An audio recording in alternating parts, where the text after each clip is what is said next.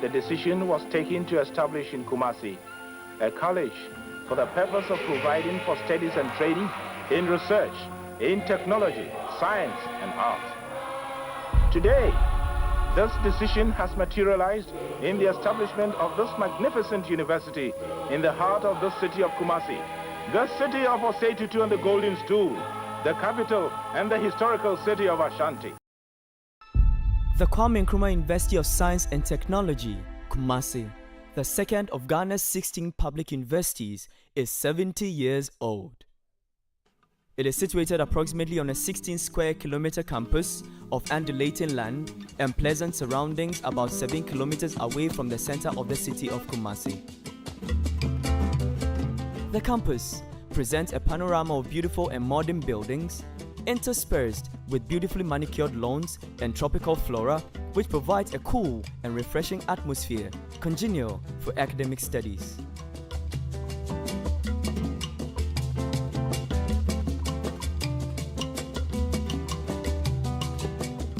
In 1949, the Ashanti king, Sir Osei Agyemang-Prempeh II, mooted the idea and offered land for the establishment of a College of Science, Arts and Technology. To satisfy the now Sir Osei Agyemang-Prempeh II, who was very adamant and insisted that an institution of higher education be established in Kumasi. Subsequent to that, a government ordinance on 6th October 1951 established the Kumasi College of Technology, now the Kwame Nkrumah University of Science and Technology, Kumasi. On the 22nd of January 1952, 200 teacher trainee students were transferred from Achimota College in Accra together with administrators to form the foundation class of this new college, about 290 kilometers away from the nation's capital. We had been told while at Achimota, but the government was going to open a new college. They had this engaged a chap, a German, called Eichenberg, a huge chap, 6-footer. And I don't know what training he had before. I know he was a good German soldier in the First World War. And he came and started prefabricated structures to start the college. The college, which was headed temporarily by Lord Hemmingfell and later permanently headed by Dr. J.P. Andrews, was to keep pace with the rapidly changing world of technologies and keep the nation abreast with the rest of the world. But how was the outlook of the campus and the living conditions? The Bomso roundabout area was the center of the college. The administration building was the building in front of the shopping center where we have BRI offices, and also the Vice Chancellor's office, Registrar's office, accountants, and so on. The present Unity Hall site was a maintenance yard. The hospital was where it is, and the present Africa Hall was a playground, hockey pitch, and the housing, staff housing, was Okodia Road, prefab houses, and that was the whole college. There was no pipe-borne water supply, there was no electricity, and students had Petrobras lamps. We had water cooler, water filter, no electricity. And the place was full of flies. KNUST became a fully fledged university by an Act of Parliament in 1961 and was established to fulfill a national expectation, teaching programs that were to be directly geared towards solving the problems of the nation. This university, therefore, has a unique opportunity for making a positive contribution to the development of Ghana by directing its attention not only to the production of graduates in engineering, architecture, building, and town planning, but also by addressing itself to the investigation and research and into the problems of industrialization and agricultural development. In the same year, the university appointed its first black and Ghanaian vice-chancellor, Dr. R.P. Bafo. With the support of the government, the university underwent massive infrastructural development in his 6-year reign, some of which were the faculties of pharmacy, agriculture, and some halls of residence.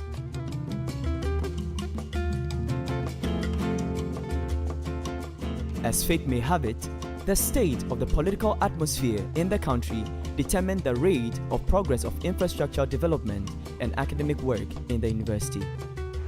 Because we were not getting enough funds, the physical development of the university, which had been very rapid and extensive during the term of my predecessor, Dr. Balfour,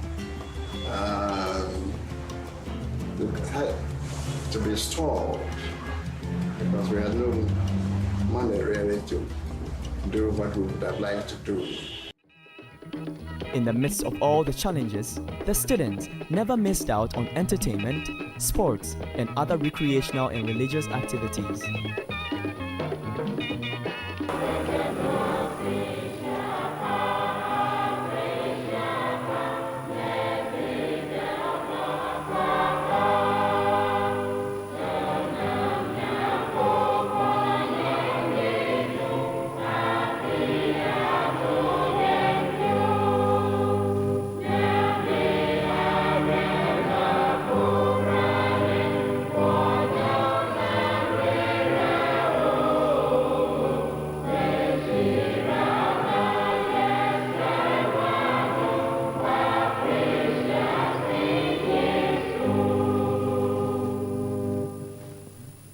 KNUST's strive to achieve excellence led to it being the first to introduce the semester and college systems in the tertiary education in Ghana.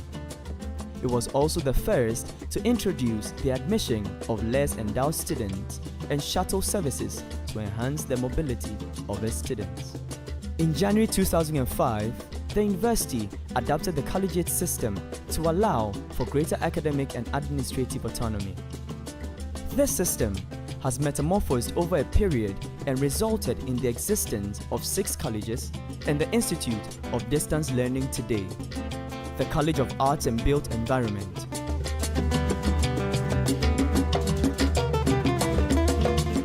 College of Agriculture and Natural Resources,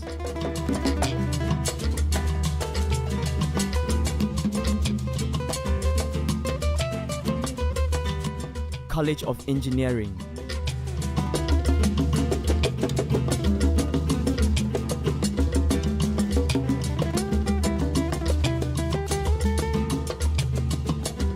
College of Health Sciences,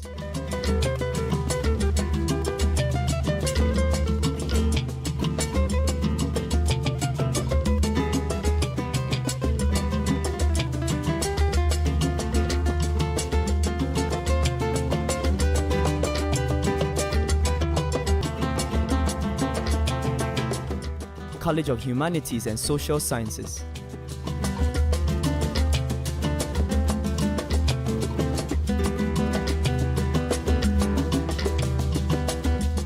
and College of Science.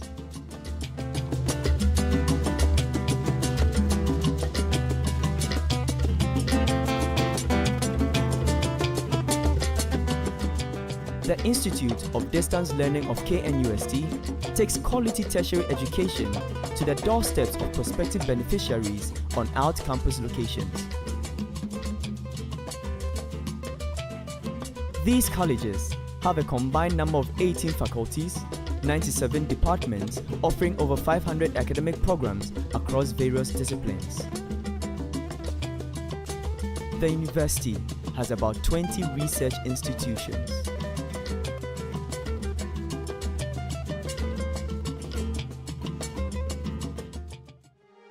In the past, the head of state was the automatic chancellor of all public universities in the country. This convention changed, and in 2005, the 16th king of the Ashanti Kingdom, Otumfuo Osei Tutu II, whose predecessor had initiated the establishment of this university, was appointed the chancellor. Over the past 1.5 decades of his reign in this capacity, the university has witnessed rapid expansion in its infrastructure. This, amongst others, has resulted in increased access to quality and impactful tertiary education for the youth of Ghana and other countries on the globe. This and many others account for the over 80,000 students in the university today. Since inception, KNUST has had 3 principals and 12 vice-chancellors who have played varied roles in the realization of the university's vision. The current is the historic first female to occupy this position. KNUST continues to make giant strides towards attaining the university's vision of building on our leadership as a premier science and technology university in Ghana and to be among the top 10 universities on the continent of Africa, with a focus on an all-inclusive education for the youth of this country and beyond. We leverage on contemporary technologies to improve our standing as a citadel of knowledge, where together with our cherished partners and stakeholders, we mold the brains of our students, the future ethical and transformative leaders of this country and the globe. 11 registrars have also taken turns at different times in the administration of the university. The registrar's offices continue to serve as the mainstay of the university administration, facilitating and coordinating the administrative machinery while providing appropriate guidelines for policy formulation and implementation. As university administrative structures evolve and systems and structures change, we have continually adapted to the evolving trends in the management of higher education to keep the wheels of KNUST revolving. These efforts have thankfully been facilitated by technologies mostly developed in-house by this university. From the different phases of its existence, the Kwame Nkrumah University of Science and Technology, Kumasi, has grown into a very dynamic institution, producing an equally dynamic and highly skilled workforce, dominating practically every industry in Ghana. The establishment of KNUST has not only resulted in the academic training and the provision of the country's workforce, but created huge business opportunities for people to reap massive economic gains. From hostel operations to grocery sales, stationery vending, and more.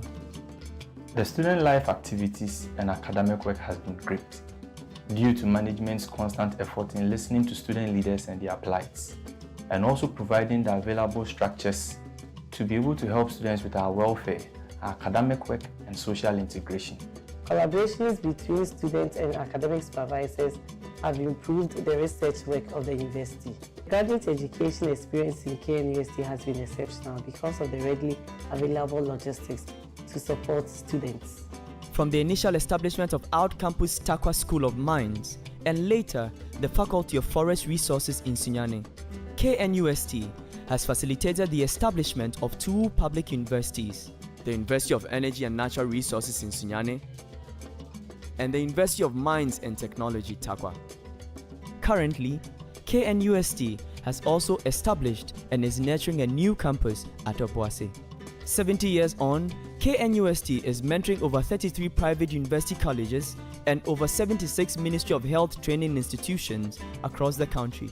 From everything science, engineering, health, agriculture, built environment, humanities, and many more, Ghana, Africa, and the world experience the giant footprint of KNUST alumni. As we celebrate our 70th anniversary on the theme, 70 years of global impact,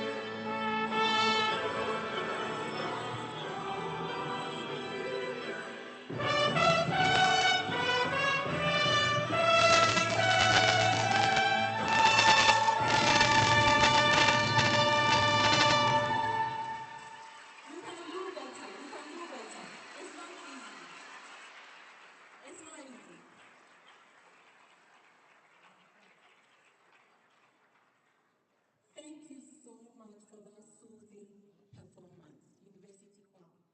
I hope after this event, some of you will write your names to join them, because I believe we have angelic singers here. Okay, may we stand as we welcome our distinguished guest speakers.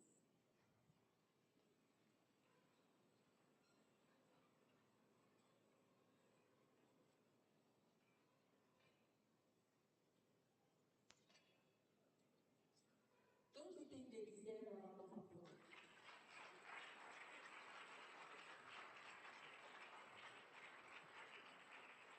The way you can clap is I can tell you now, take it away.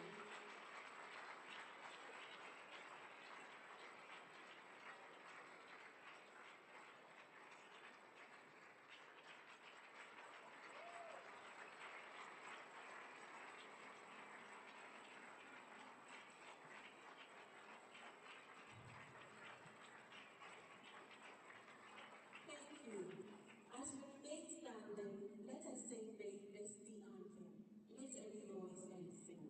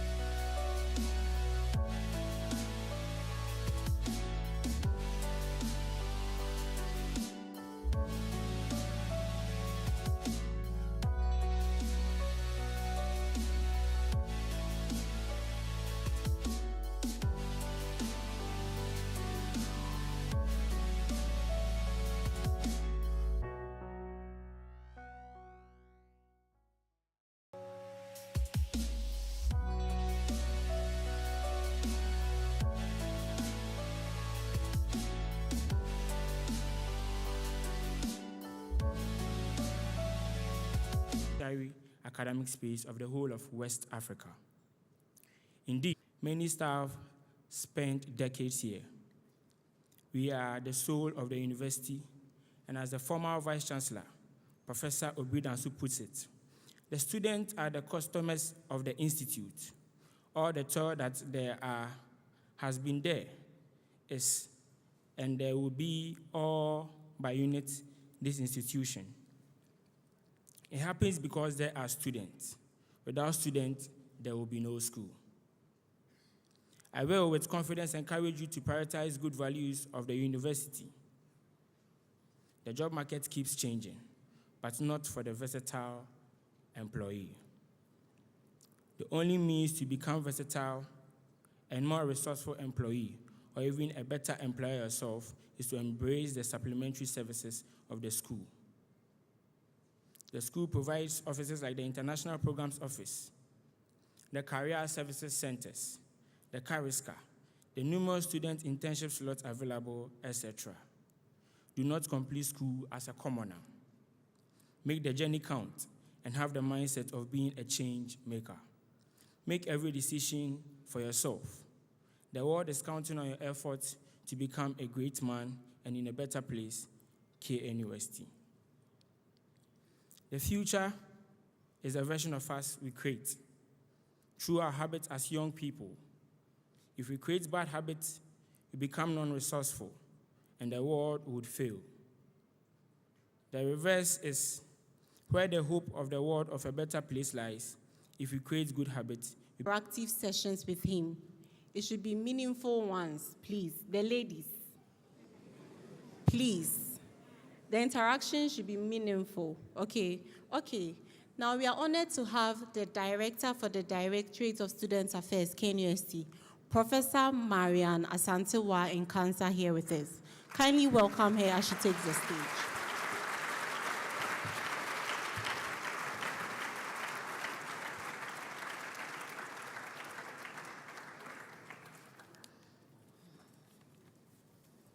Mr. James Obeku, Senior Assistant Registrar at the Advancement and Alumni Relations Office of the Kwame Nkrumah University of Science and Technology and convener of this gathering.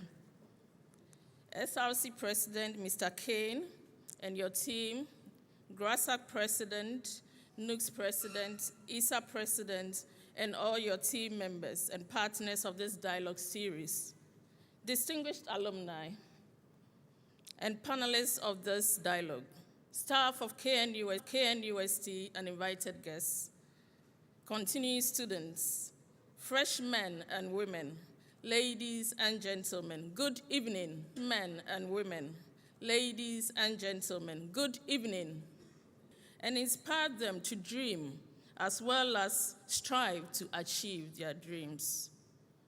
To our freshmen and women, consider this gathering a privilege to engage firsthand with these distinguished personalities. I encourage you to listen attentively, ask questions, network, and make sure you leave here with the contact of a potential mentor. And to all of us here, let us remember that our institution's true strength lies not in these buildings and edifices we have around, but in the relationships we build and the milieu we create for all to thrive. On this note, I wish all of us an insightful thank you.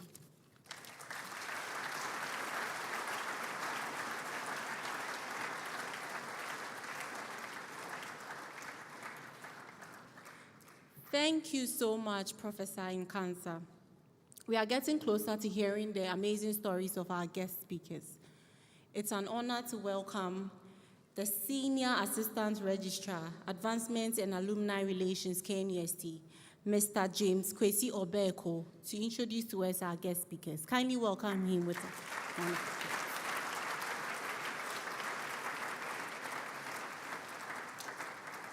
A name. However, they still performed our programs in this university. Variety of YouTuber, also under RTIP.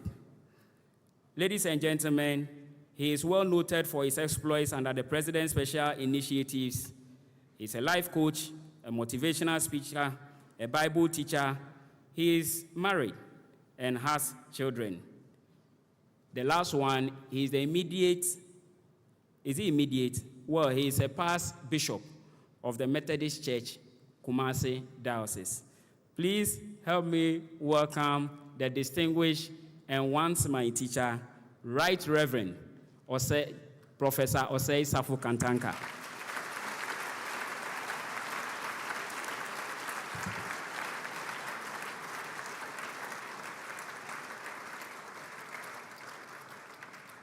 Ladies and gentlemen, we need to have a host, and the one the mantle fell on is also an alumna of this university, currently in the registrar's office. Please welcome Ms. Millicent Safu Edu, our host.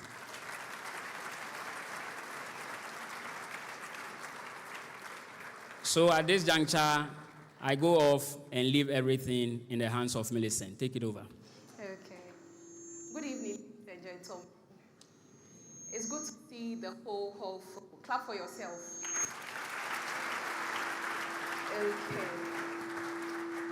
So I think the MC and our Senior Assistant Registrar has already done the work by introducing our distinguished guest and why we are here. There's just a little thing I want to add, and it is that do not even blink, because this is a life-changing opportunity. And it's going to give you your starter pack for your 4-year stay in KNUST. So stay tuned, take notes, because we'll give you an opportunity to ask questions. Right, thank you for being here. So let's dig right in. And Mr. Mallet, good evening and welcome. Okay. Okay.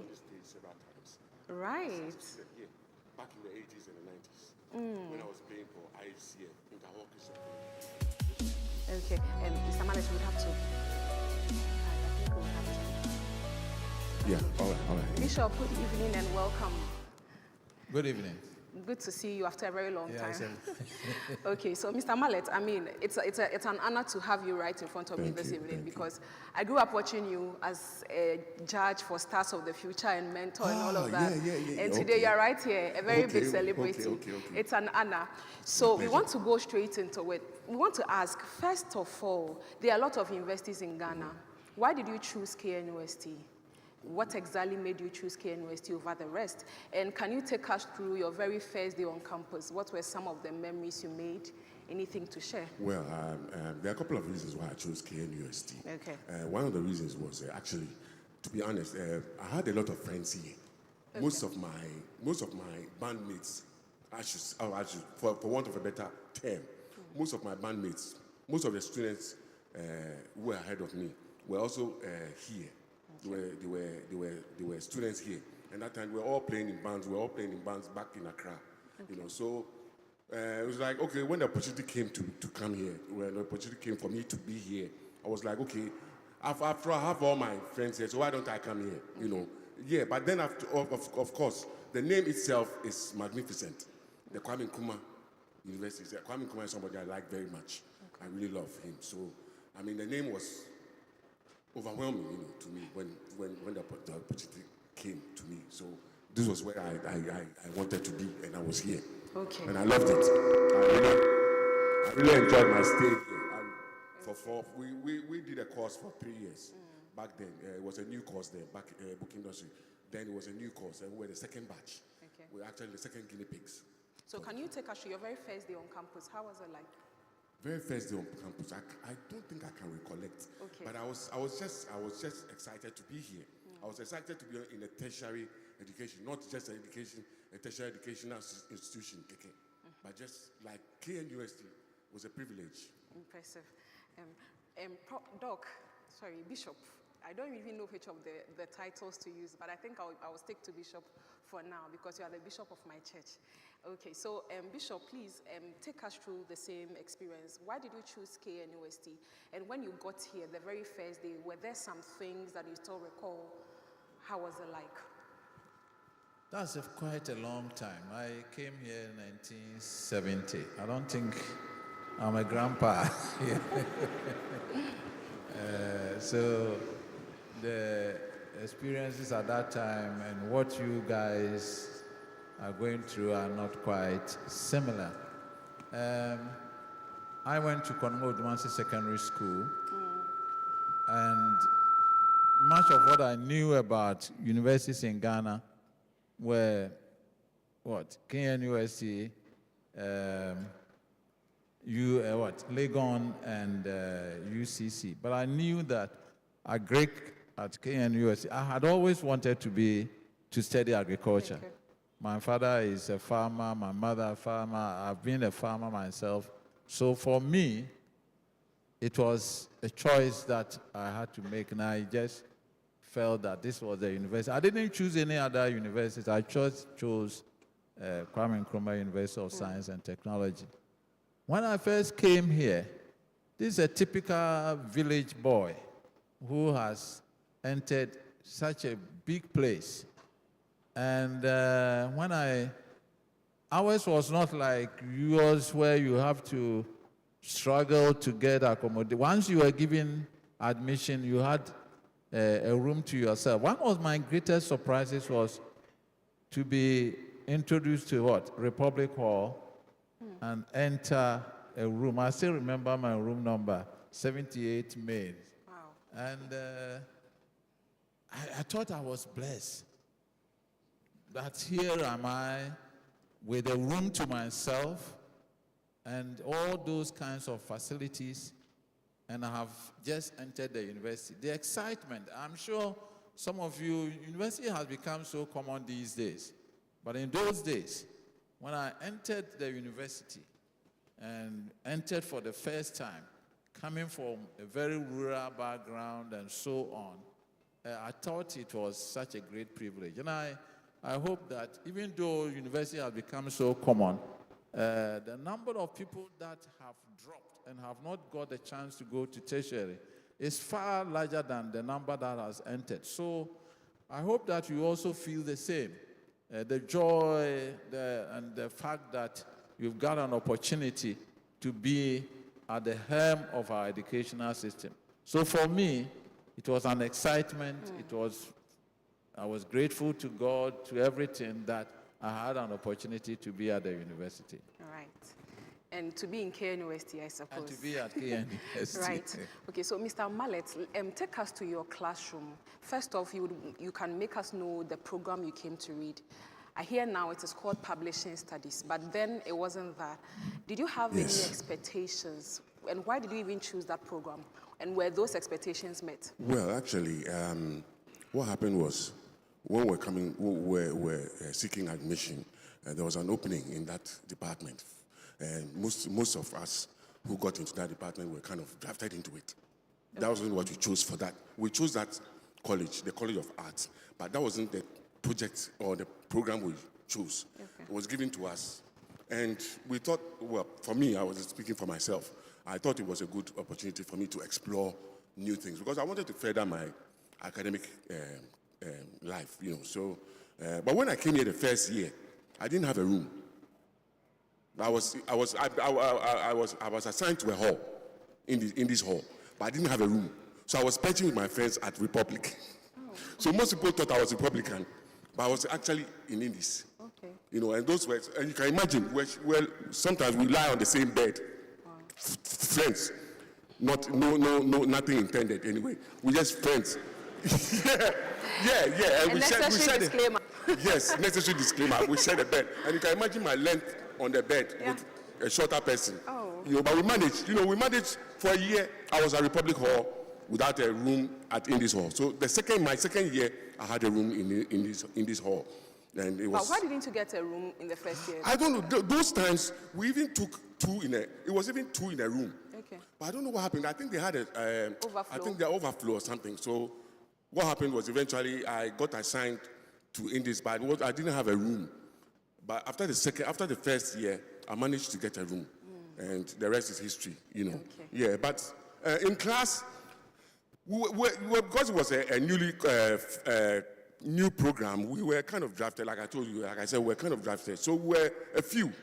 So in the class, we were actually 11. Wow. Yes, 11 in the class. So there's no way you can miss classes.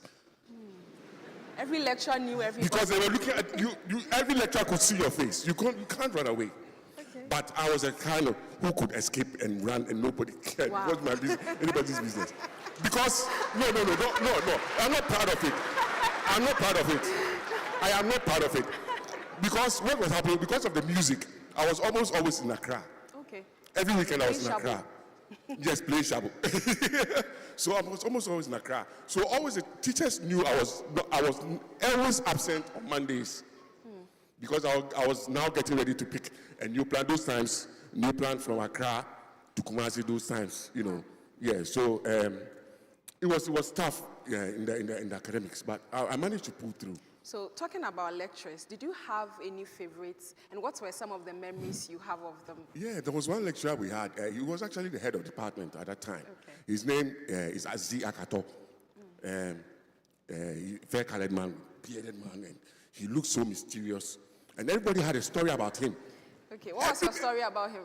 Me, I didn't have a story, but everybody came with a story. Like this man, if you look at him, you vanish. And everyone has a stories. Why? Simply because he's Ewe. Oh. And he was traditional. He was a traditionalist. Oh. He was very true. And he always was wearing bands and necklaces and those things, beads. So people always construed meanings, read meanings into things, stories, you know. So these are stories that go around. But you don't have to believe everything. Definitely. Like social media, you don't have to believe everything you see on social media. Yes. Okay. Yeah. Okay. Bishop, so you said you already wanted a Greek. Yes. Because, I mean, back home, everybody is a farmer, and you wanted to probably add a professional tag to it. So when you came to KNUST and you were given the program and you started, through your 4-year stay, were your expectations met? Did you get what you wanted? Yeah, my expectations were met. I liked to study Greek, and I came, and I enjoyed. We were not as many as you find in the class these days. I think what I want to say with regards to this question, and which will be relevant to you people, is that we were about 26 in the class, not too many of us. I think we had only 3 females or so. And so that was it. But moving on and becoming a lecturer, one of the things that I have seen about which is relevant to you, which was not at our time, is that you have about 4 choices, and you are not even sure which course you'll be given. So at the end of the day, you may not have gotten your first choice, second choice, or even the 4th choice is what you are given. And then you come to the university. You wanted, for example, if you did biology, the selection sometimes, I don't know whether it's the same. Your expectation was to do medicine, or to go and do pharmacy, or to go, and then you ended up doing agric. And then you see that the student is not happy about what he has been given to study. And so his approach to whatever the course is before he becomes aware that he has to pick up, the time is already gone. This is what I experienced as a lecturer, because I lectured here for about 30 years or so. So you see that, for example, if he's ended up studying agric, but his intention or her intention was to do pharmacy, then he just took agric as if something that he didn't like, but he has been given. So the attitude, then he comes to realize that agric is not as cheap as he had expected, because we are doing what? Surveying, animal science, plant science, soil, and all kinds of things. So I want to advise you. You see, it's not necessarily what you study at the end of the day which will determine who you will become. I think we'll go into that. So you need to prepare your mind right away. Whatever course, because you chose 4 courses. And if you are given the 4th one, it means that even though it was not your best, you still chose it. And that's why the university has given that to you. That did not apply in our time. I chose agric, and I was given agric, and I came to study agric.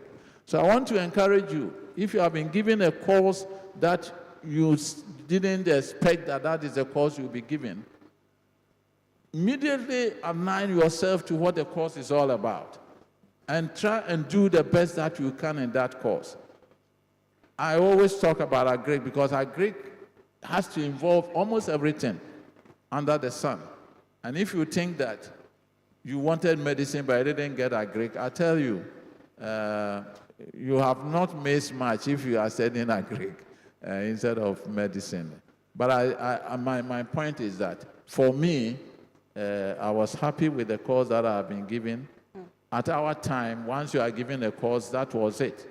But now for these young ones, maybe you have been given a course you never liked or expected. Please align yourself and your thinking to the course that have been assigned to you, and do the best that you can do with that kind of program. Because you never know what you end up doing with a program that you thought you were not happy with. Okay. Thank you, Bishop. Okay, so Mr. Mallet, still on, we are still in the classroom anyways. So in 1985, I am very sure that having access to internet and all of that was very difficult. It wasn't even there. Exactly, and this is a new program. It wasn't there. It wasn't even there. Can you imagine? We didn't have network, we didn't have mobile phones. There was no mobile phones. If you want to call somebody, you go to a comm center. Wow. Or you go to somebody's house who has a phone or something. Wow. And go and book before you... Even a landline in somebody's house. That's what I'm saying. Landline, you have to go and book a call. Okay, so this is a course that doesn't even exist. Yeah. You are more like the first people to start the course. And there's no internet, there's no access to any information that you can easily go to. Yeah. So how exactly did you survive? How did you do it? Miracle. It was just a miracle. A miracle. It was a miracle. It was miraculous how we went through. We started, everything was by hardware. Okay. There was no software at that time. If you're thinking of software, then you're dreaming. But there was no, so everything was by encyclopedia, library, magazines, books, and everything. You did your research. You don't go to internet and Google. You do your research by going to fish for the books and, doing your research and looking for your answers or looking for your whatever you're looking for. By that time, it was so hard to get information. Information was not flowing on the internet or World Wide Web like we have today. You know, and let me share an experience I had on campus when you were trying to clap for me when I said I could escape a class of 11. Please go ahead. One day we had returned from home, and we had come back to school, and it was time to register. You know, when you get to school, you register with your department altogether again. And then I turned in my forms, and when I got to school the following day, I was told that my head of the department said he wasn't going to sign. Wow. Why? He said he wasn't going to sign. What was it? Because I was absenting myself always. And that time, we had started the continuous assessment program, where they demanded your presence at lectures as part of requirements for your going through the course. Right. And I was flaunting a lot. I was so much a corporate of that kind of thing. And he decided he wasn't going to sign. So I was going to lose my admission. Jesus Christ. It was something else. I thought I was going to die. And you see, friends, sometimes you talk to them and ask them, probably you expect to get some consolation, but they rather tell you, you are in trouble. The man is not. And then sometimes you meet the workers too. The man said, no, go sign the thing for. Unless you go see him, you are in trouble. They keep. And I told myself that I won't leave this campus. Once I'm here, I'm not going anywhere. And of course, I pressured him until he signed it. Okay. And I go back, I go back to my course. Did that change anything, like your behavior? Yes, it did. Honestly, it did. I was present in class every time. Impressive. Yes, so please learn that. Don't try to absent yourself from class. It's not worth it. Right. Not for any side hustle. Sometimes the side hustles pay. Yes, we know, but it is not. You are here because of the academics, so stick to it. Yes, it's important. Thank you. Bishop, so 1972, am I right? The year you came here. Is that the right year? 1970. 70. I came here 70 and left 74. Okay, so you came in 1970. Yeah. Then yours was even worse. Was there encyclopedia then? Was there what? Encyclopedia. No, it was. Yes, there was encyclopedia. The library was there. You had to come to do your research in the library. So what would you say was your strength? What exactly helped you to go through the course? Because I know Agric, even now, you have like 10 courses in a year. A lot. So that time would have been worse. So what was the strength? Like what really helped you to go through? Was it group meetings? Was it your classmates? Was it the lectures? What would you say was the thing that really made you successful with the course? I think it was the determination, and I always want to go back to our situation and the present situation. Right. As I said, 26 people in a class, and now you are talking about what? Thousands. I don't know the number that you are dealing with. And what I want to encourage you is not to be lazy, if in quotes. We had all those, we had to go to the farm, we had to learn how to drive the tractor, we had to do all kinds of things. Agric, as you rightly said, involved a lot of things. And my encouragement to you is not to be lazy and hide behind others. Because there's a temptation. I don't know how many people will have that opportunity to be in the laboratory. We had to do our own projects and write out and so on and so forth. But, I mean, before I left the university, the numbers were increasing. And you could see those who would not want to really engage themselves in the work that is involved, but to try and get it from friends or whatever and so on. And now that the numbers are so huge, I want to encourage you, don't think that you can easily hide behind somebody, get the marks and go out. You'll be doing harm to your own self. So for us, there was not this opportunity to hide behind somebody. The numbers were few. The lecturer will go through for example, your final year, you do your own research. I set up my own experiment on Cowpea, I remember where we did our research, now there are hostels. They built hostels there. But we had to do that. I don't think now everybody will have their own plot to do their own research and to be able to write their own and things like that. So if you are not careful, the times are such that you will go through the system, but you will not have learned anything. And that is very, very important. So prepare your mind that if there's a report that has to be written, you will not just, sometimes I move around and you see that they are out there, and there are some who are chatting, and others are actually taking the data, and then they will just join in and report as if they had done the work. So please, don't hide behind anybody. Make the assumption that it is you and only you who is expected to write a report and give all the assessment and so on, so that you go out of this place equipping yourself, learning how to write reports, learning how to do this and so on and so forth. So that is what I would say. Our times, 1970, I don't think some of you, your parents are even being married. So it's a long time, but the situation has changed. And I want to encourage everybody to assign themselves to the work that is involved in their academic work. Thank you, Bishop. So don't hide yourself behind anybody. I'm still reminding you that please take notes, because you'll be asking questions. We'll give you the opportunity to ask everything you want to know. So kindly note that and pay very much attention to everything going on here. Okay, so Mr. Mallet, I would want to find out, when you were here, did you at any point in time decide to vie for any position? Maybe your class, your faculty, your department, your college, or even SRC? No, I didn't look there at all, because... Why?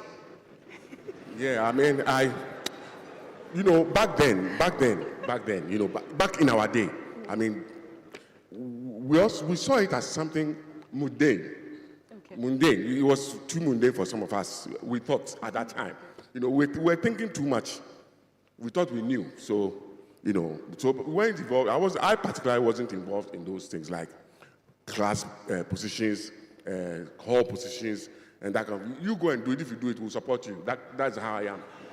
You go and take your head. If you go and get it out, I'll support you. But me, I'm not involved. Okay. Some are the heroes. They get involved. They get their faces for that kind of thing. But some of us, we don't have that. So you help them with the sweeping? Yeah, we help them. We help them the sweeping, the cleaning. I'm tall enough, so I can help with the cleaning. So that's all I do. But to vie for a position, I thought it was too tedious for me. Okay. Yes, going to campaign and all that, I couldn't take it. If you bring an instrument, a guitar, I can put down, I'll play. But to come in, now going to people's rooms and soliciting for votes, I can't. I even find it as, Charlie, so, Then I go to Africa, going from room to room, from girl to girl, for me, I thought it was. I never did. For me, I thought it wasn't something. It wasn't for my kind of person. So I wasn't interested. You couldn't relate to it. I couldn't at all. I was more related to the music. How about Hall Weeks? Were you relating to Hall Weeks? Hall Weeks, we do Hall Weeks only when there is music. Okay. ICF, Inter-Hall Christian Fellowship. Usually when they are like closing up with maybe Hall Week or something, they do a gospel program. Yeah. And for that matter, they'll come and they'll fall on us, the band, which had no name. Yes, they'll come and fall on us to play for them. And this stage has been a stage. It's been a home for me where I've seen crowds like this severally and performed to them before on this stage. So this stage has been a home to me. Impressive. Bishop, please, while you were on campus, did you at any point in time, because I know you are somebody who is very particular about leadership, and you now even have a leadership foundation, which I've benefited from. When you're on campus, did that thing start here? Did you attempt to vie for any position at any point in time? And what position was it? Was it in church, class, department, faculty, college, or even SRC? Not quite. Of course, you see that I'm a religious person with a collar. I came to the university with a strong Scripture Union background.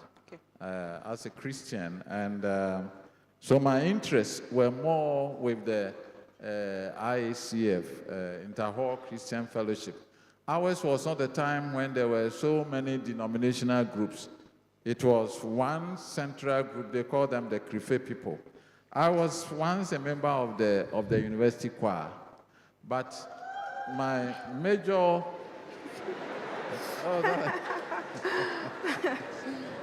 okay. But my major involvement on campus outside classroom, after the classroom, was with the Interhall Christian Fellowship. Okay. At some point, I was the secretary to the Interhall Christian Fellowship. Okay. And that was a major leadership challenge. I had to write the letters to invite speakers. I had to welcome them.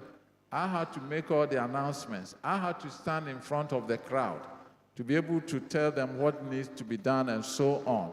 Every Friday evening, there was the IACF meeting, which we held, I think, behind here, one of the auditorium there. So that was my major involvement beyond the classroom or outside the classroom on campus. And so you will not be surprised then that in addition to all of it, I ended up becoming Osofo.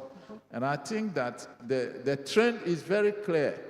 A lot of the things that you do outside the classroom sometimes will determine what you will become eventually when you have left the walls of the university. At some point, maybe I will elaborate on Definitely. that. Yeah, so for me, it wasn't too much of SRC, KNUST, and all those kinds of leadership. It was Christian leadership that I was seriously involved in. Right. Thank you, Bishop. Mr. Mallet, okay, so you've been talking and making a lot of reference to your band. Right, so I presume you started the band from Accra Academy. That's how come you had some friends here who had been in the band. How did you balance the band? That's like, I'm sure that was your hobby, more like it. If you are not studying, you are playing the bass guitar or any other thing. So how did you combine that with academics? After that scolding from the lecturer, how did you put together? Because I'm sure you were still playing. Yeah, I was still playing. I didn't stop. How did you balance it up to be successful? Yes, yeah, I had to balance things up. But now I put more weight on the academics than the extracurricular activities. Okay. I was more into the academics. I was doing my assignments, because if you don't do your assignments, you have to turn up as an assignment at any time. You know that. And if you don't turn it up, you are in trouble. So you always have to make sure you are doing your assignments. So I was making sure my assignments were always done. I was always in class. I was always in the. Sometimes I sit down. I'm the first person to sit in front of a lecturer. After that incident. After that incident, for the lecturer to see me that I'm there, with my frame and everything. I started sitting in front of the lectures. So I managed to balance it. It was tough anyway, but eventually the academics won. Through that meal, the academics won, and eventually I came out with second class. Which wasn't bad for that time. Definitely. Because you see, actually, the course we did depended on our success for it to be continued. Right. So if we failed, that course would have been quashed. You understand? So the first batch made it, and we also made it. All of us made it. It was quite grand. We all made it. So that was how come the course was kept on campus. Otherwise, if we, the guinea pigs, had failed, that would have been the end of that course. And those who are applying for it now will not even get it to have applied for it. So we did something. Right. Bishop, please, how would you sum up your entire existence on KNUST campus, like the training you got? How will you sum it up? How did it influence you? I think it was quite a good experience. And it helped to shape my life and my thinking and the kind of expectations, especially at our time. If you did very well, you had an opportunity to obtain a scholarship from the university to do further studies. Wow. And in the crop science section, there were only 2 of us who got that kind of scholarship. So if the university selected you to do your national service here, it means you had a future to become a lecturer. So it was something, when you looked at your GPA or whatever you call it, and you saw that you were in that shape, then it gave you a direction to your life, that you are likely to end up doing very well, and then becoming part of the university faculty, whatever. So for me, my life here gave me a direction of what I could become, and I prepared myself to work towards it. So when I got and was chosen to do national service here, and then got the scholarship to go and do my master's and PhD, it was something that I thought that is what I was expecting, and that my life at KNUST had prepared me for that kind of position. So I think it shaped my life and gave me a direction to life, which by God's grace gradually became fulfilled as I went on. Right. So KNUST gave you the path to choose in life. Exactly. It's very impressive. So all too soon, we've come to the end of the very first session. And we are not done. Don't worry, we are not done. And we won't be here forever, don't worry, we'll be leaving soon. But we'd want to take a wonderful choral from the university choir before we move to the next side of it, where you can ask your questions. So kindly appreciate them as they come on stage.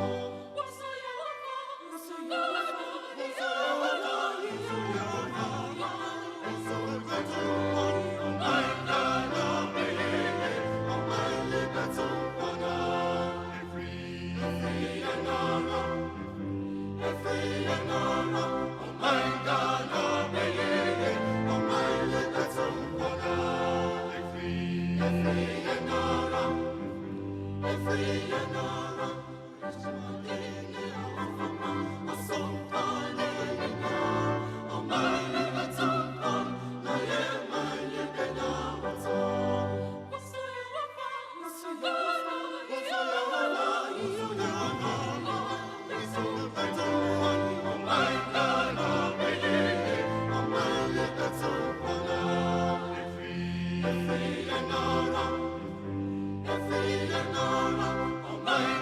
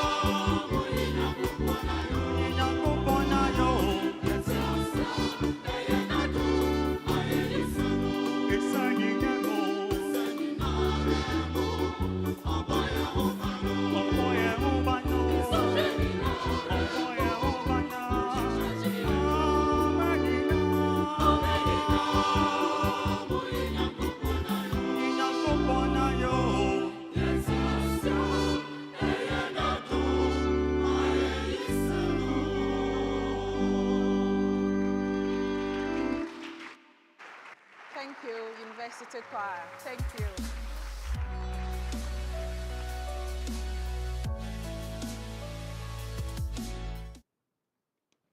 Oh, is that all you could do?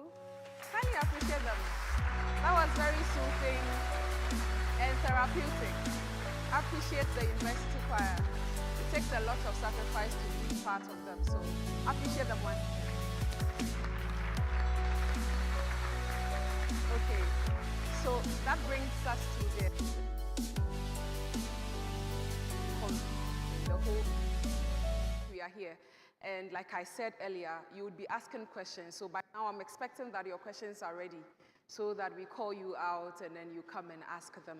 But before we ask the questions, I have two other questions to ask our panelists before we get there. And so I would want to start again with Mr. Mallet. So in 1988, you are done with KNUST and you are out there probably doing much more with your band or doing some book publishing here and there. Take us through it. How was life after KNUST? And how did the training you got here influence the things you did out there? Well, after KNUST, I traveled to London with a group, a band. It's still the same. And that band I met here on campus. Yes, I met them. They're called Abundant Life. If you check the records, you find out. Abundant Life, they were here on this campus. So through that, I got my first visit to England. So from there, I moved on into a studio and started practicing with other people. So that's how I started practicing my vocation. My vocation was more important to me than well, everything was important to me, but that was where I found you see, I think there was a bet going on between my academics and my vocation or my hobby. Yes, there was a gamble going on, so the bet going on. I think my hobby won. Hobby won. Yes, it won the bet. You know, so that took over my everything. You know, and up till now, that's made me. But my training in KNUST helped me, you know, in putting things together, in analyzing things. Because you've been to the university, you didn't have internet and things, you were struggling to do research and blah, blah, blah. So it gives you an in-depth way of thinking. It gives you a very deep way of thinking. So that was one thing I personally learned from here. You know, it made me analytical in my thoughts. Right. You know, I don't take anything just on the surface level. So if you tell me something, I would like to find out why you are telling me. Why you are telling me, even the time you are telling me, why you are telling me. You know, that's the kind of person KNUST made me to be. Always making me ask questions. I don't take things on the surface level. I always have to interrogate. So if you come and tell me something about somebody, I have to find out the truth before I even make conclusions. You know, so that kind of streamlined me to be the person that I am today. You know, trying to be fair in my judgment, to be fair in my conclusions and everything, you know, so that I don't lean too much on hearsay and those things. Because in our time, you have to research. You have to do a lot of research. You don't Google. You know, you have to find out the truth and everything. So it was quite tedious. But I think I gained a lot of experience being on campus. And also with my friends, relating with friends and all that, how to relate with people. You know, especially sharing one room with two other people. As a patcher. Our time, yes, as a patcher. I patched for 1 year, you know, sharing, you know, that kind of social aspect of your life is improved. Okay. You know, you get to meet people, you get to do things, you know, together and that kind of thing. So you learn how to accommodate people, how to live with people, and all that, you know. So KNUST has really shaped my life. You know, I really enjoyed it. Impressive. Yes, yeah. Impressive. Okay, so Bishop, I think that one thing is running through both of you, your narration. It's more like your current job or your profession was birthed in KNUST. And some way, somehow, almost all of you had yours from the outside things you were doing aside academic. Of course, you had both. Luckily, you had both the academic side and the extracurricular becoming part of your profession. I want to find out, we are first years, most of us are actually, what would you say about extracurricular activities? Would you advise us to go into it? If we do, what are some of the things you think we can do to help us in the future? Thank you very much. What I have found about life at the university, at your age, by the time you leave the university, you should be clear in your mind what you think your life should be. And you find out that, like him and like me, some of the things that we have done is what we did outside the classroom. As you rightly said, for me, I think I seem to have pursued the two, and it's all because whilst I was here, it was clear in my mind that I wanted to become an academic. And I'm happy about the kind of songs that the choir just sang. And I want you to take these songs that they sang seriously into consideration. I'm saying this because when I got the scholarship, I'm talking about my academic side. When I got the scholarship to study in Canada, do my master's and PhD, my determination was to come back to Ghana because I believe God has given me that opportunity and I owed it to my country to come back. When I finished my study was in those days when Rawlings did the first, revolution. I finished my PhD in 1980, so the 1979 thing had happened. And every indication, every message that I received from everybody was that don't come back to Ghana. And of course, those of us, our group, that got a scholarship to go, I don't think about 10% of us came back. But I was determined that if from my village background, I have had this privilege of going to abroad to study 5 years, coming back with a PhD, I want to go back. And I came back. It wasn't easy. But I look back with gratitude to God that I did.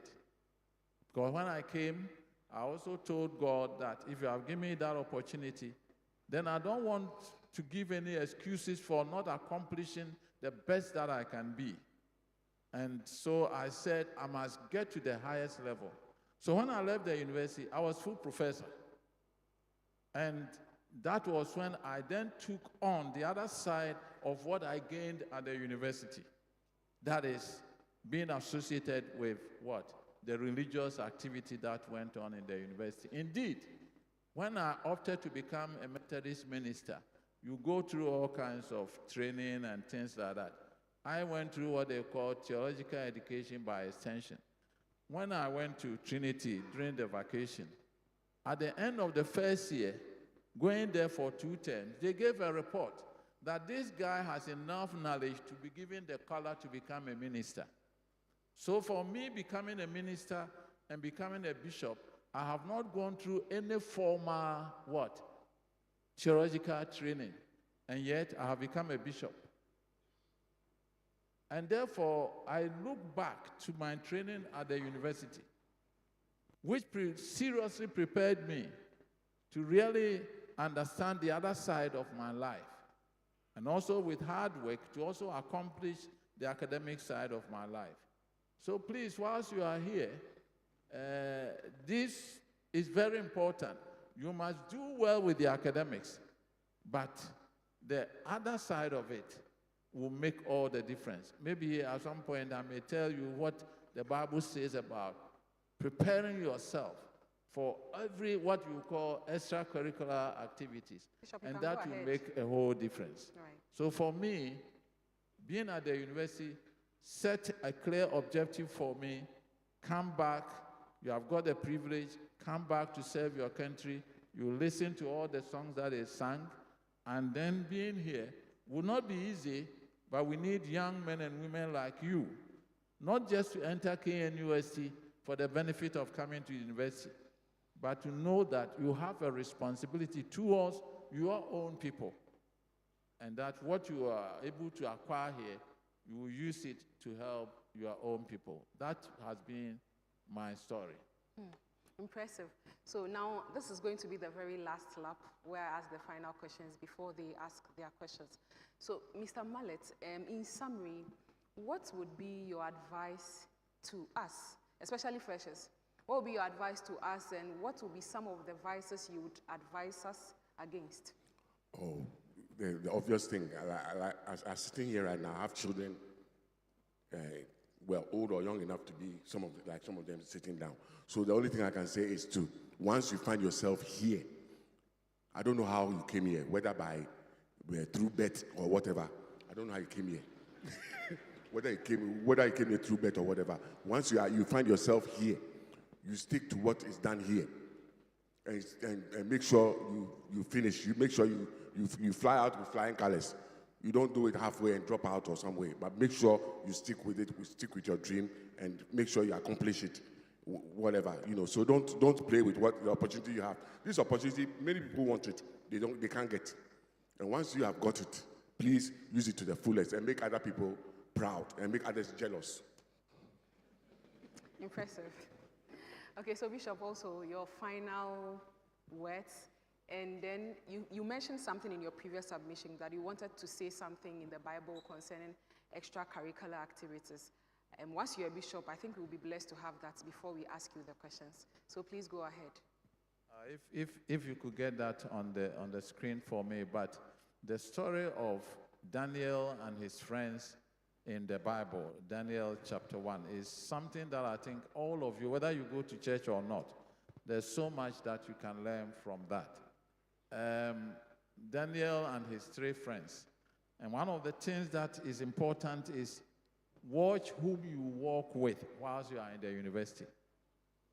Watch whom you walk with. So the king said he wanted some young people. No,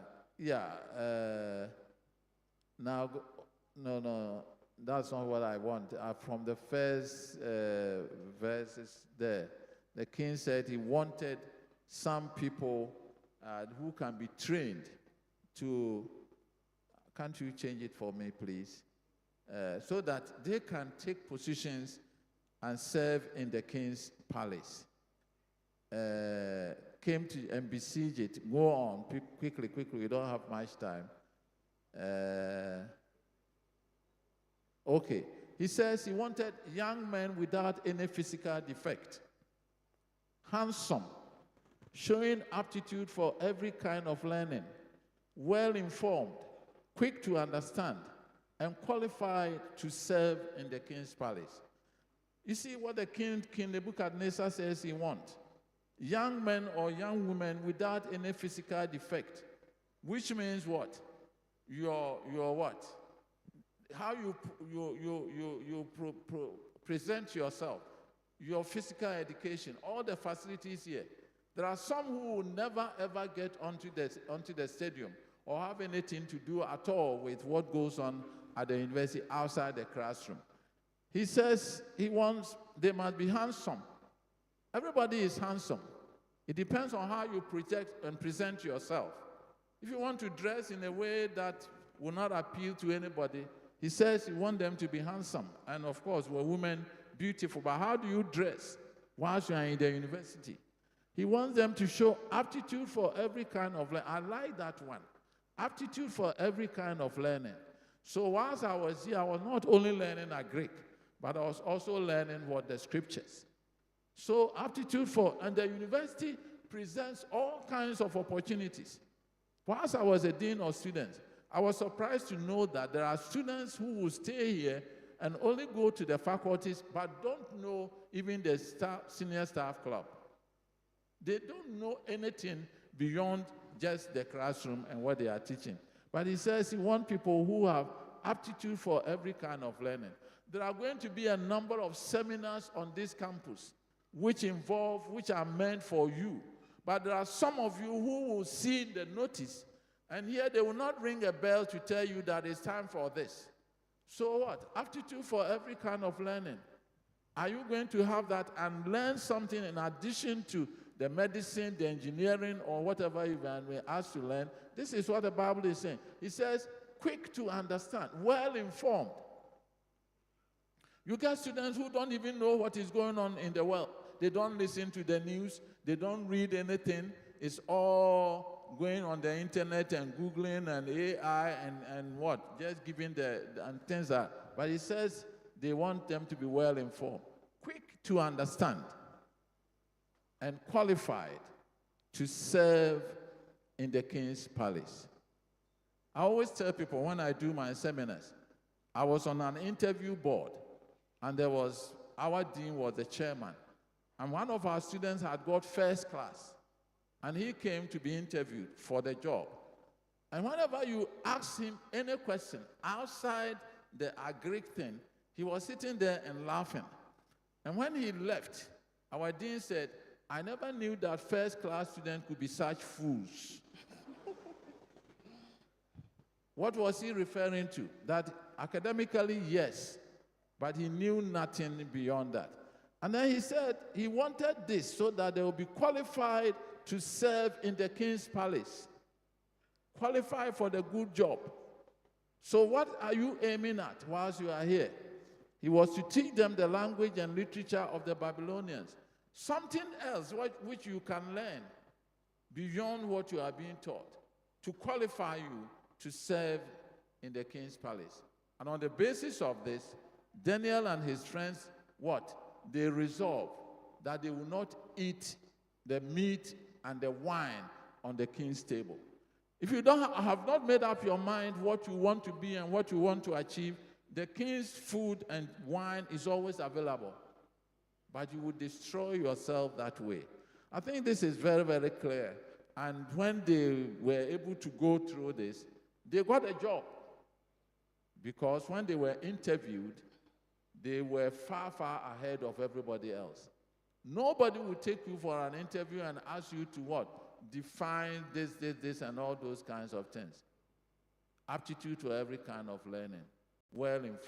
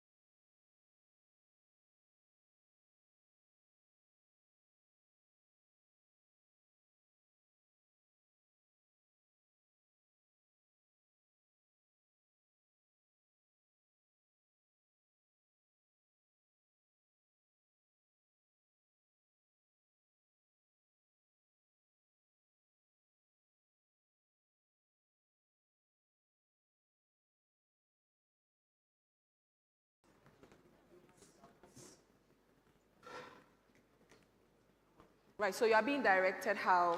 I'm not seeing any lady here. Why? Are you shy? Can I have some ladies joining in, please? Professor Marian is here and she would want to hear your voice, please. Okay, some ladies are coming. Appreciate them for me. Appreciate them. Okay, wonderful. So I would want to start with I'll pick one here, pick the other here. So gentlemen, please, you start with your name, your year, your program, and then you go on with the question. All right. Thank you for the opportunity. I am Felix Sakwa in year 1, reading BSc Agribusiness. All right, my question is, some of us, our program we are pursuing were determined by our parents. How do we go about it? How do you go about it? Is there any advice for us? Can you come again? I think our panelists didn't hear you. Speak up in the mic. Our parents determined the program we are pursuing for us. Like, they wanted us to do what they want. So that's why you are doing agribusiness? In general. Yeah. So you want them to advise you on what exactly? How to we go about it. If Okay. any advice for us. Yes, please. Okay. And please, how about yours? So that we deal with the two and then move to the next. Good evening, everyone. My name is Shakir Ishaq, and I'm in second year. I pursue mathematics. My question is, over the years, Prof, the nature of the university community has evolved immensely, that's to say comparatively.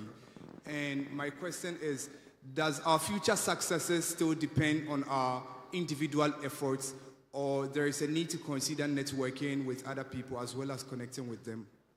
Right. Thank you very much. Thank you, too. So please, kindly the second one, and Bishop will take the first second one. Bishop will take the second one, the agribusiness. Okay. I know you can. Yeah. I think he said two things: individual effort and networking. Yes, I think in every business, in every endeavor, you need to network. You don't need to be alone. Otherwise, you'll be like a lone figure. Yeah, you're a lone figure but you need to network. You need to make connections. That's, we put it in our words, that's connections. It helps, and it helps improve your business and your standards and everything. But if you're alone, you'll be fighting in your industry. You know, we all have industries where we fight. You'll be in your industry alone, and you'll not be effective enough. But if you have network, you can call on people who you need for help or that kind of thing. And it's very important to also individually to strengthen yourself, because sometimes you have to be on your own. You don't need anybody, because sometimes, in fact, not sometimes, but people can always fail you. Human beings can always fail you. Like I said, when I was in trouble, when you're seeking consolation, people rather tell you you're in trouble. Yeah, that kind of thing. Much as possible to individually be on your own. Otherwise, you won't finish the course. You'll not be able to finish the course. So try as much as possible to be on your own. But even though that you are in the university, you still network with each other, course mates and other courses. For instance, when I was on campus, most of my mates were architectural students. So, an architectural student, they do assignments for like a week, or they'll be doing an assignment. Sometimes all night they don't. So when you have a roommate who is an architectural student, you tend to enjoy because every time you wake up, he's drawing. So that all adds up to the networking, because you know somebody. So probably maybe you grow up and you want to build a house with a swimming pool or something. You have an architect friend. Mm-hmm. You understand what I'm saying? If maybe you need some medical advice, you have a doctor friend. So it helps to network. It helps to network. Networking will help you expand your reach and expand your hold on everything in life. Right. Because you don't need to just be alone. But on the other hand, at the same time, I'm also stressing on the fact that you have to be individually strong by yourself. Otherwise, you fail. Right. Thank you. Bishop. To answer the first question. You can add it to the first person was asking that the program he's reading was chosen by his parents. His parents? Yes, please. And it's agribusiness. So advise him how he's supposed to survive with that, because he naturally doesn't probably like it. He doesn't like it. I've heard a story of someone who I think he did medicine, but when he finished, he was more into accounting and business and so on. Somebody asked, well, you like this, why do you? He said, I've done what my parents wanted, I'm now doing what I myself want. And as a dean of students, I've seen students come to me, they have been chosen for architecture, and they say they don't like it. And they go into that course with and I don't know how easy it is for you to change from agribusiness into something else. But you find out that if you really prepare your mind to study agribusiness, you will see that there's so much opportunity in understanding agribusiness and what you can do with it. But if you enter agribusiness with an attitude that I don't like it, because an agribusiness student understands economics, he understands agriculture, and he understands how to translate, especially in our own environment, how you can use what? Your knowledge in economics and agribusiness to change. In fact, our president even wants what? To set up a ministry for agribusiness and not just agriculture. So please, don't look down on what your friend asks you to choose. Try and do the best that you can get out of it, and you'll find you enjoy it, and you'll find that he has a lot of opportunities for you. The other thing, I think he has already answered it. Wherever contacts you want to make whilst you are here, as he said, make sure you yourself, don't be shallow. You are just here. This is not a place for people to just make contacts and so on. You don't know nothing. A jack of all trades. Please, if you train in mathematics, know that you have done well in the mathematics. But in addition to that, you have all the contacts that are available for you to make here. So be a specialist and not merely a jack of all trades, but make sure that you also know about other things. All right. Thank you, Bishop. Okay, so gentlemen, kindly go ahead. Okay, thank you very much. My name is Ibrahim Idrisu, Master of Philosophy student, Literature. My first one goes to Mr. Mallet. You seem to totally divert from the course you study at the university when you left the four walls of the campus. How were you able to identify your talent and work on it? Then to Prof. Prof was able to stay in the academia as he wanted, but he also added the clergy. How were you able to marry the two? And what advice do you have for we the young ones coming up? Thank you very much. Right. I think because it's 2 in 1, let's go ahead before I pick the other one here. So I'm answer yours. Okay. Well, my own was actually, to be honest with you, was actually a problem. Actually, I got bitten by a certain bug, a certain mosquito called the creativity bug. When it bites you and you get bitten and you get infected, it doesn't leave you. Okay. You stick with it and you just do it till you are satisfied. And that's what I got bitten with at a very early age. I think whilst I was in secondary school, I got bitten by that animal. So it stuck with me. That was why I wasn't able to divert. I followed it through my university years and everything. And eventually, that's what my heart or my passion, I said it was a bet between my academic and my creativity. So the creativity won the bet. So, that was it. So it's a matter of you, the individual, trying to identify what you want and go for it. Well, maybe you are here, you don't know what you don't actually, but it's through the years, you definitely find out what you're looking for and stick with it and get it. It's not easy. It's not an easy thing to do anyway, but that determination is the key. You make it. Right. No matter what. Don't worry. Bishop, please, yours. One of the things you have to, if you haven't yet gone through it, is what we call self-discovery. At this stage in your life, you must get out of the university having discovered what you are really capable of doing. And that is very, very important. As you rightly said, I fixed my eyes on the academics because I believe that I was capable of doing well as an academic. But I had also not thrown away my commitment as a Christian and the fact that I had to be dealing with my Christian faith and so on. And at the right time, because when I got I was to retire at 60. When they wrote to me, my head of department was telling me, if you don't do this and this, I will not renew your contract. I said, no, I have a contract with my God, and the next stage of my life is not to continue to stay in the university, but to go and make an impact in the church, and in fact, and outside the church also. I have found that challenge so huge, and I'm still very actively doing it. So the point I'm making is that at the university, make sure you live here and that you have led a purpose-driven life. that you have made a decision that this is what my life is going to be, and you are pursuing it. Then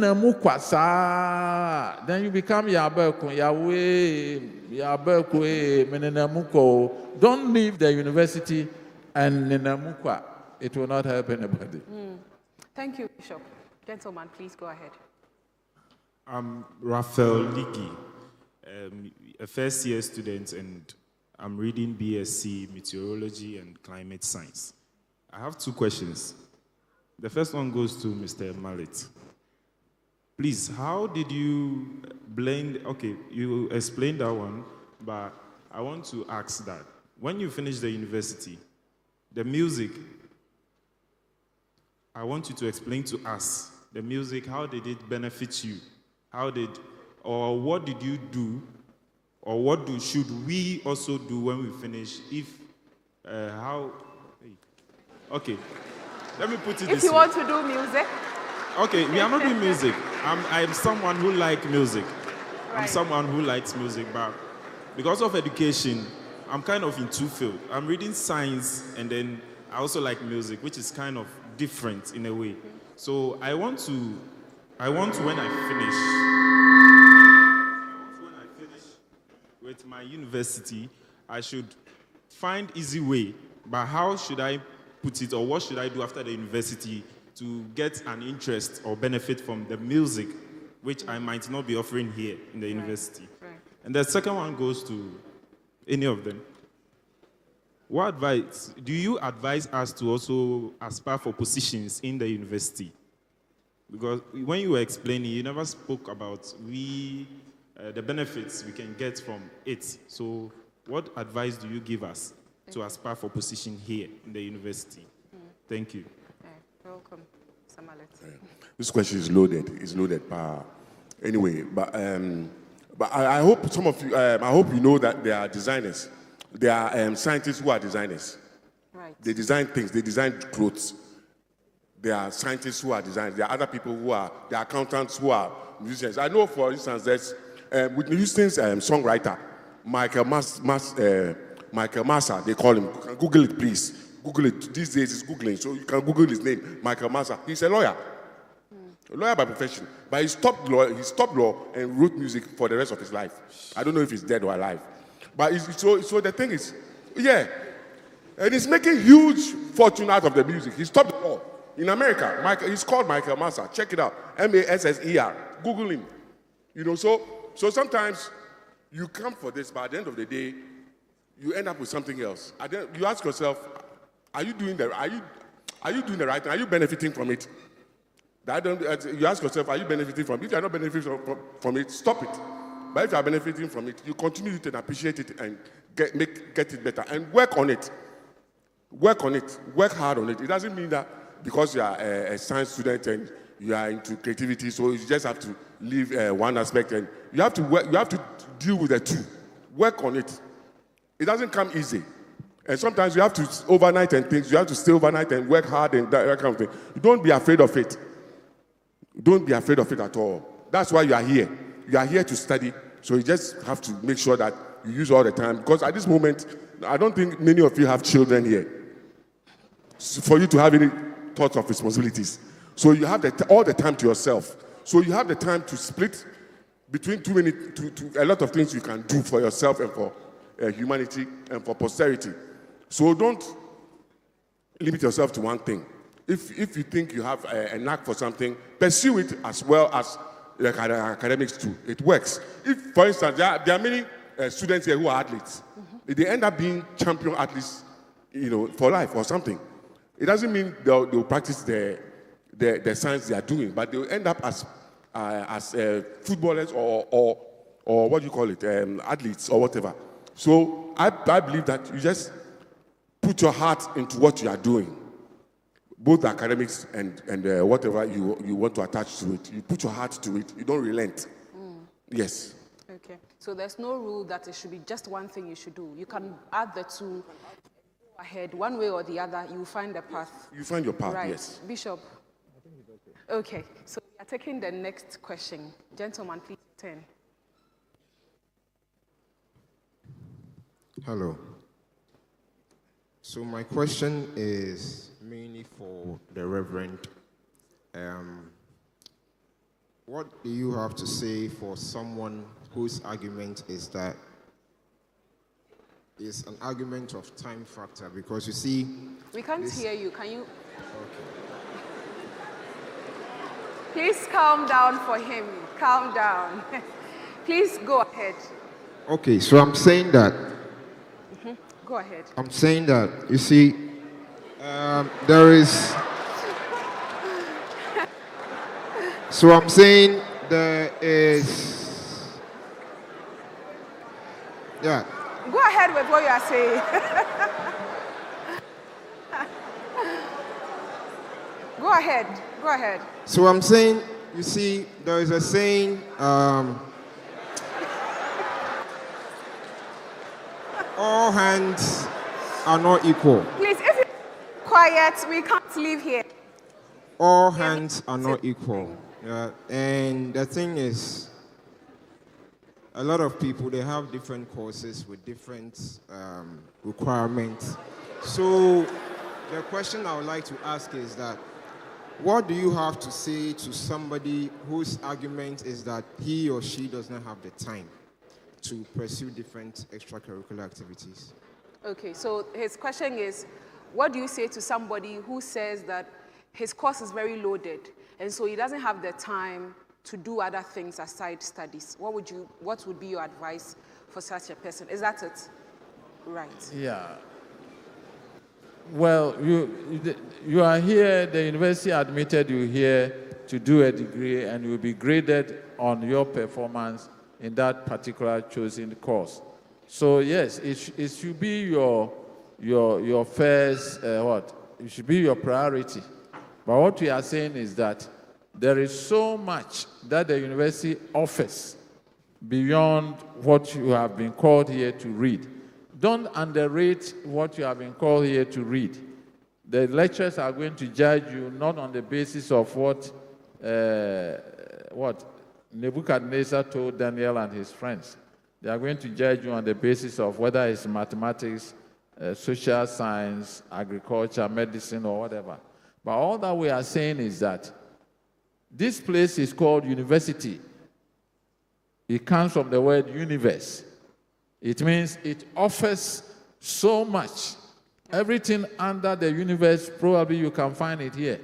So don't leave this place without being touched by other things that are present at this place. That's all we are saying. But nobody is saying underrate the course for which you have been registered to read.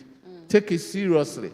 But please, there is so much that can rub on you whilst you are here, which may be the ones that will determine what you do for your life when you leave the walls of the university. Right. Thank you, Bishop. Well, I think the point is that we're not forcing you to do 2 things or 3 things at the same time. But if you find yourself doing it, don't be afraid of it. Well, nobody sitting here is telling you that by all means you have to do something in addition to the course here. Please, don't get it twisted. We are telling you to stick to what you have been given to do here. That's why I say if you find yourself here, you do what is here and what is in here and stick with it. But if you find yourself with other things, God bless you. Hallelujah. But if you don't, we are still in it. Don't worry at all. So nobody is forcing you to do 2 or 3 things at a time. If you think you can only do one, stick with it and do it well. Especially your courses. Why you've been brought here. You stick with it and do it well. Period. Thank you. Please, your turn. Okay. Thank you very much. Please, my name is Bafo Solomon, offering Natural Resource Management Year 1. Please, my question goes specifically to Bishop. Please, my question is, as a young minister of God, offering natural resource management on campus, also being part of different religious departments on campus, and also willing to impact students on campus with the side of God. How do I cope with my studies, then also impact the people on campus? Please, that's my question. And also, my next question is, you see, all those who applied for medicine, see, I've been hearing that courses in university, all of them are difficult. So why is it that those offering medicine are allowed to write entrance exams before they are being admitted? The reason, please. Go ahead. Please, the reason you get when you ask those questions is that they are going to deal with human. If they are not, if they don't get the best out of them, they'll end up killing souls. But then architects also build houses. Those who offering architectural courses here, they are not made to write entrance exams. They are also going to build houses for us. This building was built by an architect. So if you restrict, go ahead.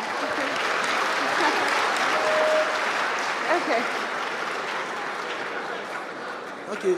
So if you make the entrance exams go to a particular course, it makes we offering different courses as if that course is inferior. And those who do medicine, they be bossy.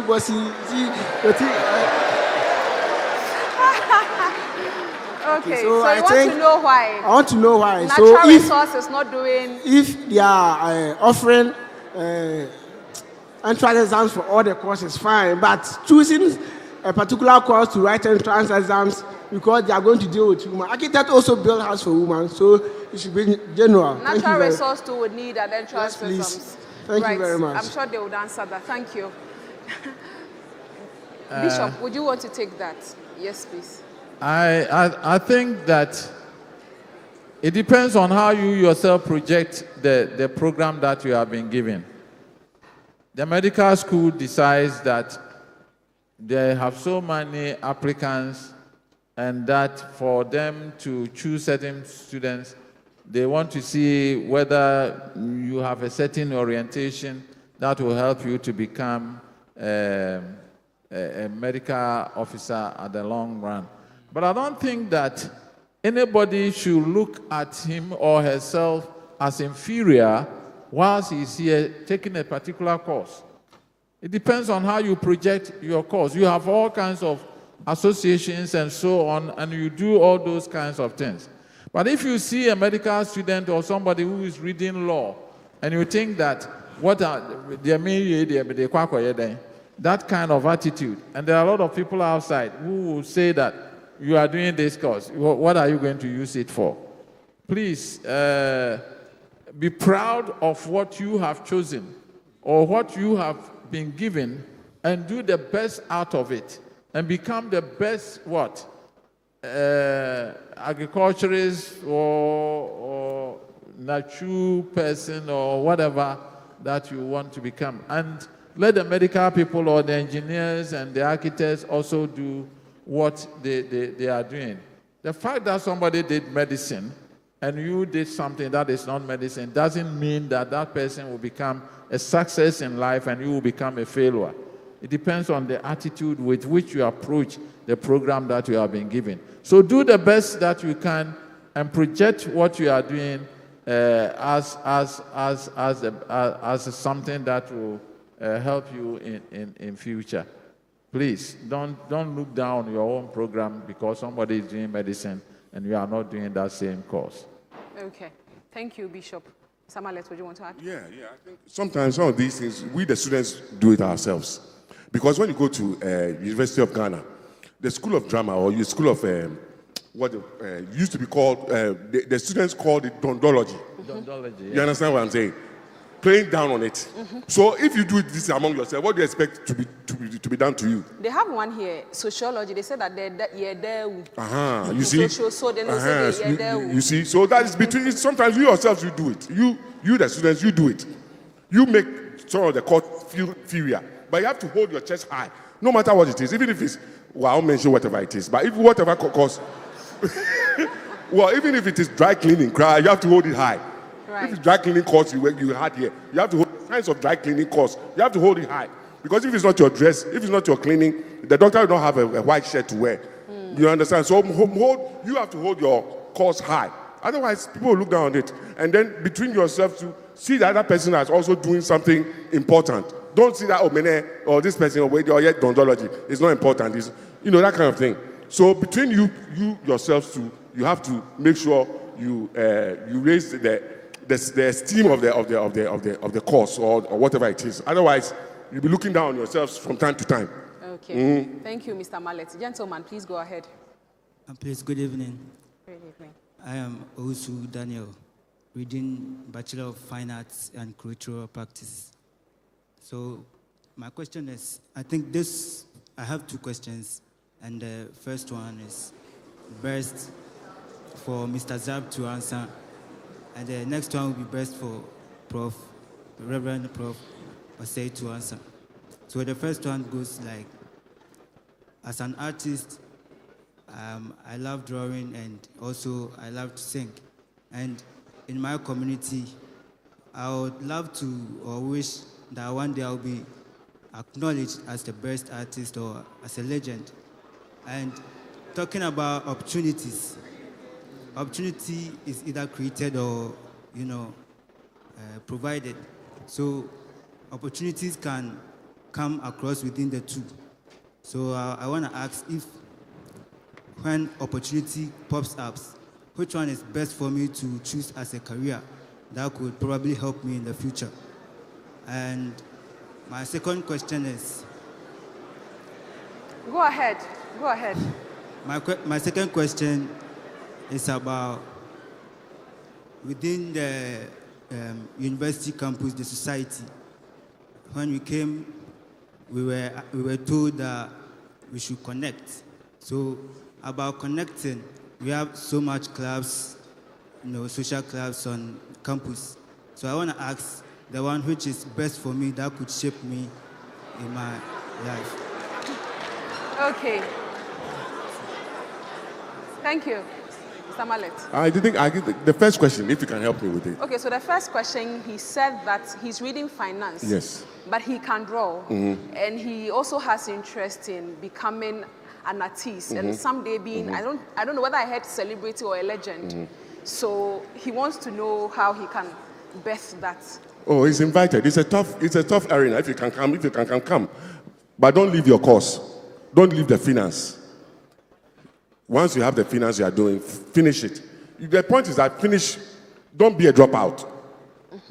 Don't be a dropout. I refuse to be a dropout when my dean or head of the department refused to sign my letter. That when I was registering, I refused. I said, no, I'm not going to be a dropout. I was going to pursue it till I finish the course. And I did. So even though you want to be an artist or whatever, it doesn't mean that you have to forfeit your course. Finish it, and once you are here, that's how I put it. Once you find yourself here, finish what you are doing, and then if later on you want to divert, you can always divert. At least you have something to fall back on if things don't go well. You understand? You have things to fall back. You have a degree to fall back on. But if things don't go well, you have nothing to fall on, then you are there. You have to go to the ghetto. Yes, you go to the ghetto. You go to the slums. So don't neglect the chosen field here in the university. Bishop, do you have to add? The one he was saying something about connection. Yes, sir. Yeah, it's good to be able to. The university offers you opportunity to know people from different tribes, different languages, and all those kinds of things. So yes, it is good, but as we have always been saying, you are here to get a degree and get a career which will carry you on. But be careful whom you connect with or connect to. It's not all kinds of connections that will help you in the end. There are some of the connections that will get you into trouble. So one of the things we have always been talking to students about is watch whom you walk with. So connection is not just connect for connection's sake or making friends for friends' sake, but connecting to those that will help you to be able to achieve what you have set yourself to achieve at the university. Watch whom you walk with. That's what I would say. And Bishop, he also asked about the kind of extracurricular activities that you think he can venture into that will help him. I don't know if you have answers to that. There are all kinds of extracurricular activities. There's sports. In fact, at some point, I think Professor Adam's time, he introduced a situation where you can go and read a course in some other department or VC something. course. Yeah, I think it's a very good opportunity. Some will always want to, I was talking to some and they said they want to go and read something that will help them to boost their GPA or whatever. I think that is not usually the best. The idea was that you are reading a particular program, and the university was offering you opportunity to learn something else that can help really boost what you are learning. So please, these are all the opportunities for you to connect. Connect does not necessarily mean, and I want to also talk about those in the religious groups. If you are not careful, it can take all your time. And the other time I was talking to somebody, and he says, the churches are destroying the church on campus. That's a very serious statement. The churches are destroying the church on campus. Whilst we were here, we knew ourselves as IACF, Krife people, and that was all. It didn't matter whether somebody was Baptist, Methodist. We didn't have the strong Gamsu, Nupsig, Pensa, and all those things. They were not as strong as you find now. But now they are here, and the churches are here because they found that those from IACF who went into their churches really contributed to the growth of their churches. It's a question of catch them young. Please be involved in that, but don't let that take all your time and all your attention. That is not the primary reason why God brought you here. He brought you here to get a degree, and that is what you should work towards, but not to forget your relationship with your God and your friends and so on and so forth. So please, see how you balance your time with all those extracurricular activities, especially those that have to do with your religious activities. Right, thank you, Bishop. Gentlemen, please go ahead. So, I'm Bafo RPRJC, reading bachelor's in mechanical engineering. Please, we can't hear you. Can you come again? Oh, sorry. I'm Bafo RPRJC, reading bachelor's in mechanical engineering. Yeah. I had two questions also. Yeah. So, our first question was, when would you advise that we go to the library to study? Because... Go ahead. Because, please go ahead. As I see it, our schedules are quite tight. And on weekends, if we choose to pursue the extracurriculars, we might not have time to go to the library. So I wanted to know what you would suggest in that field. And my second question is, if someone wants to be well-developed, well-versed in two different fields, like law and then an engineering course, would it be best for the person to do the first course here and then go further, or do the first course here and then do the second course before furthering any of them? I hope you understand what I'm talking about. Can you come again? Okay. So, assuming someone wants to do law and then computer engineering, would it be best for the person to do law in KNUST and then go and further the law before pursuing the computer engineering and then furthering that also, or they can mix it up? Okay. Those are very interesting questions. We are going to answer that, but before that, our third panelist is here. And I'm sure we all have been waiting to hear from her. She'll be here shortly. So kindly appreciate her as she takes her seat. Honorable Dinah Asonabadapa, ESQ. Welcome. All right. So that is the former Deputy Attorney General of the Republic of Ghana joining us right now. But before we go to her, we would want to answer Bafo's question, and then we move on. Mr. Mallet, would you want to answer, or Bishop? Did you hear the question? No, I didn't actually hear the question. I think it was... Okay, so I think the second one is what I heard. He said maybe you want to read law and geological engineering. What would you advise? Would you advise that he law first? Is that it? Before you read? No, would you advise that you read law and then go further in the law, or you read the law and do the geological after the law before furthering any of them? Okay. And then the first one was when to use the library. That one. Okay.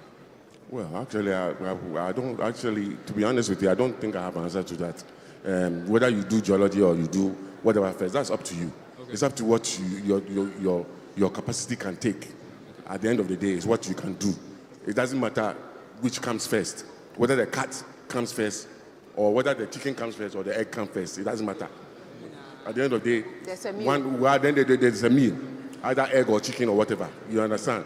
So it's up to you. Okay? It's up to you to do what you want first. What you feel like you can finish first, you can do first and complete with first before you go to the next step. Okay. Yeah. Okay. I don't think you have to just bottle it up. It's up to, at the end of the day, it's up to you what you can take, what you can do. If it doesn't make you mad, you understand? Because sometimes people learn too much and it gets into their head. I remember we were on campus some time ago, and a certain guy climbed the Republic Cock. Yeah, he climbed the Republic Cock because he had 3 referrals in the first semester. And the second semester exams, when he was getting to the second semester exams, he was afraid that the second semester exams will get him 2 more referrals so that he'll be out of the university. So he was afraid. So I don't know what happened. He climbed the cock. He was being suicidal? He was crazy because he was loading too much into his head. So be careful you don't become like that. You load too many things in your head. You start climbing cockerels and things, please. So do one thing at a time. Do one thing at a time. Take your time, yeah? What I would say to the questions that he asks is that we are here to answer questions for a very brief time. But you have all the lecturers on campus. They are your mentors. Make sure that when we are talking about connection, that these lecturers, they have gone through these experiences and so on. Please, lecturers here are not your enemies. They are here not only to impart knowledge to you, but they are also here to guide you. Make sure that you relate well to lecturers. For example, this question that is asking, should I do this and change and do that? You have a lot of lecturers who will be able to show you which direction to go. Actually, when I was going to do my master's and PhD, it was one of the lecturers who just met me and said, what are you going to read for your master's? I said, I'm going to do plant physiology. He said, no, when you go and read plant genetics and plant breeding, because that is the new direction in which agric science or plant science is going. And he was right. That advice that he gave me, and when I went and studied genetics and plant breeding, these days, a lot of people meet me, you are teaching it, they know genetics is difficult, and so on, and that I was teaching it, and they never liked the subject that I was teaching. Please, the lecturers are here not only to teach you, but also to what? To guide you. They are experienced people, they have gone through all kinds of experiences in life, and they are your prime mentors. Don't be afraid of them, don't shun them, don't only think of them as giving you marks and so on and so forth. Please, all that we are doing here is just for 1 or 2 hours. But they are here with you throughout your 4-year stay. Find a lecturer who can help you to answer some of the questions that you are asking us. Impressive. Okay, so there's this saying that if you are a lecturer or a teacher, you want to judge the quality of your teaching. It depends on the number of questions asked. And so I was very impressed when the queue was so long. But unfortunately, we are sorry, we cannot take all the questions. So we are taking the very last one from our wonderful lady. Then we move on to lawyer, and then we are done. The other questions, you can pass it through the SRC. You can go to the the Directorate of Student Affairs. The director is here. There are lots of avenues there that can help you. So we will take her question, and then we wrap it up with the questioning and talk to lawyer. So my lady, please go ahead. Please, good evening. Hi. I am Sarah Bonsugifty, offering BSc midwifery. I'm a fresher. Please, this ends about education. or our academics. Please, I want to be a motivational speaker, and I want our bishop to elaborate on how he was able to be a motivational speaker. Thank you. Okay, thank you. That's all.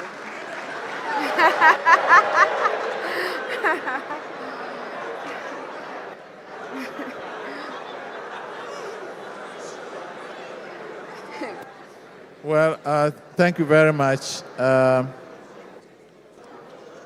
think along the lines, as you said, I've been with the church and so on and so forth. But along the lines, I got an opportunity to go to Singapore and attend a leadership seminar there for about 2 weeks or so. When I was there, I was really moved to know that, as they always say, leadership is cause, everything else is effect. And so I began to read about leadership. I was inspired to know that leadership is really the issue. And so if you come to my room, if you come to my office, you come to everywhere, there are so many books that I'm reading to educate myself, to align my life to what is there. And so when you hear me even preaching, I don't usually preach the thing that you expect a Methodist minister, typical Methodist minister, to be preaching. So you can, if you want to become a motivational speaker, you yourself must have your life to be what? I'm not happy with motivational speakers whose life don't reflect what they are saying. So you must really be a purpose-driven life person and have some influence in your life that you can share with the people that you are motivating. I'm not just simply talking about, I refuse to do this, you must read this and so on. That for me is not enough. Again, for me as a Christian, I always want my motivational speeches to be based on the Bible. And there's so much in the Bible about encouraging yourself and others, so that if you set yourself to study these things, you end up being one of the greatest motivational speakers on earth. Thank you very much. Okay. Right. So that brings us to the end of the questioning. We'd want to move directly to Honorable Dinah Asunaba Dapa, Esquire. Yeah, one of our alumni that we are so proud of. Lawyer, we want to find out, we've asked a lot of questions, we've dealt with a lot of things, but we understand your predicament. We told them, so they understand, they've forgiven you. Right, but we want to find out your stay on campus. I mean, why you even chose KNUST. When you came here, your stay here, all through becoming LSU president, through all the training and all of that. In summary, how exactly KNUST influenced you in your workplace and all other things you've done that has made you who you are today? That is what we want to know. Right, thank you. Very, very lovely to see all of you. It's always a delight to come back to what I call home, KNUST. I'd hoped to come here earlier, but my flight delays and all that.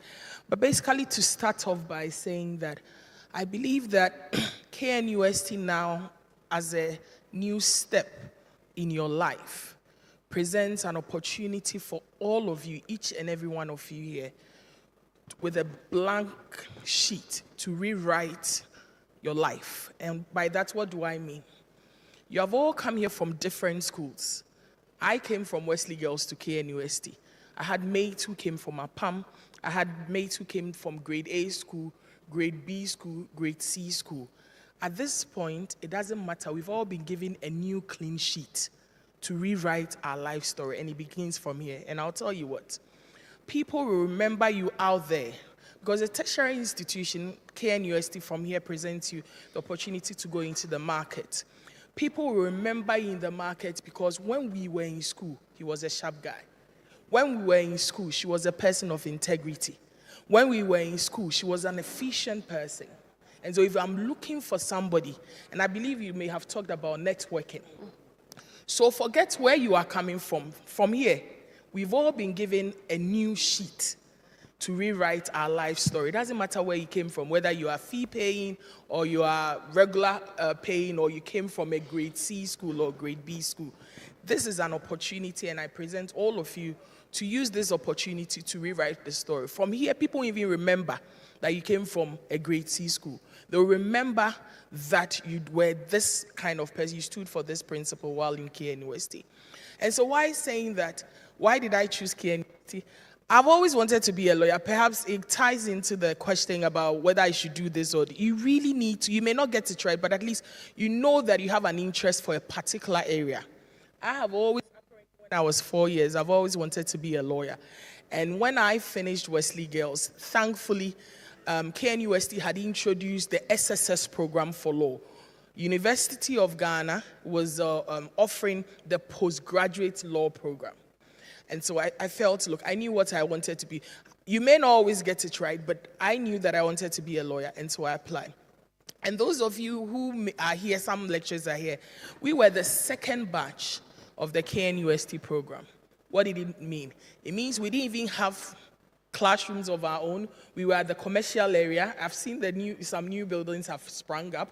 We're in one of the classrooms there. We were alternating with our seniors. We didn't even have law books. We had to wait till vacation to travel to Accra, to the BAM library at the University of Ghana to get books.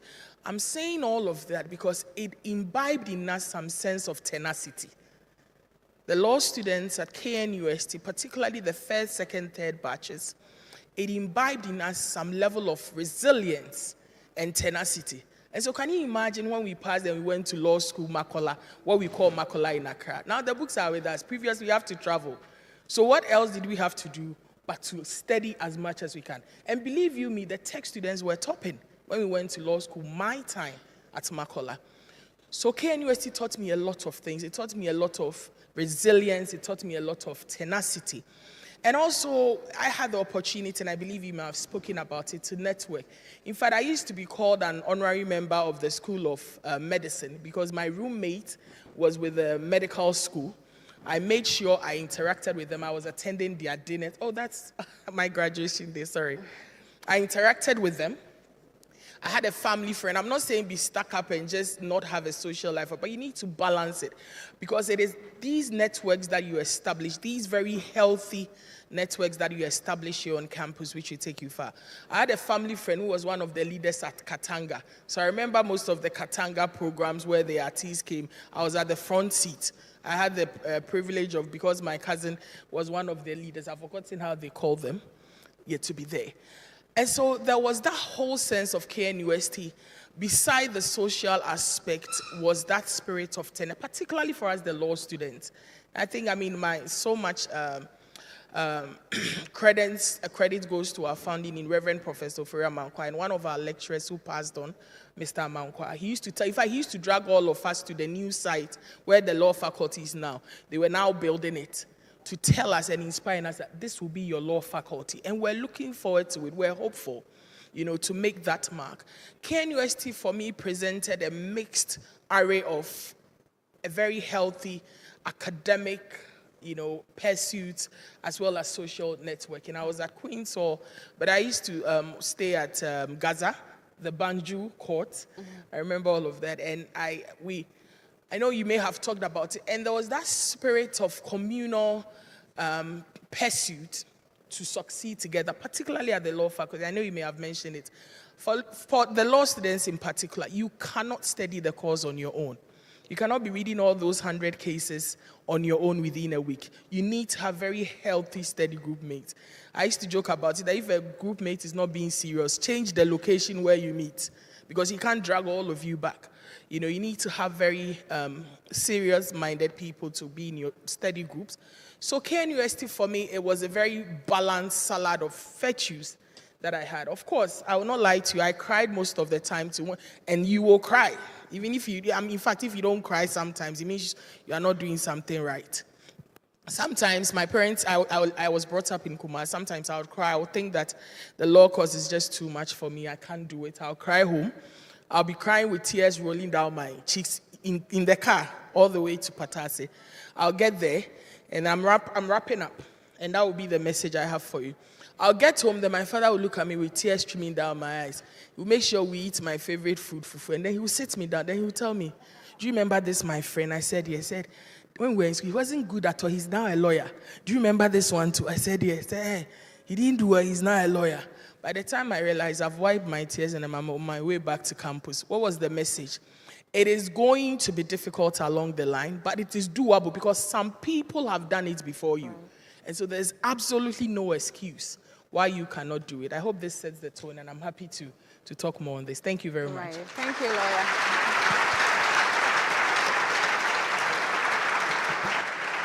That was a wonderful summary, right? So, unfortunately, our time wouldn't permit us to draw much more from her. So, we are closing. But before we do, I'm giving every one of you 30 seconds to tell us something you want us to take. If we didn't hear anything at all, you want us to take that particular thing home. So, please go ahead. I'll start with you, Mr. Mallet, and then I'll go with that sequence.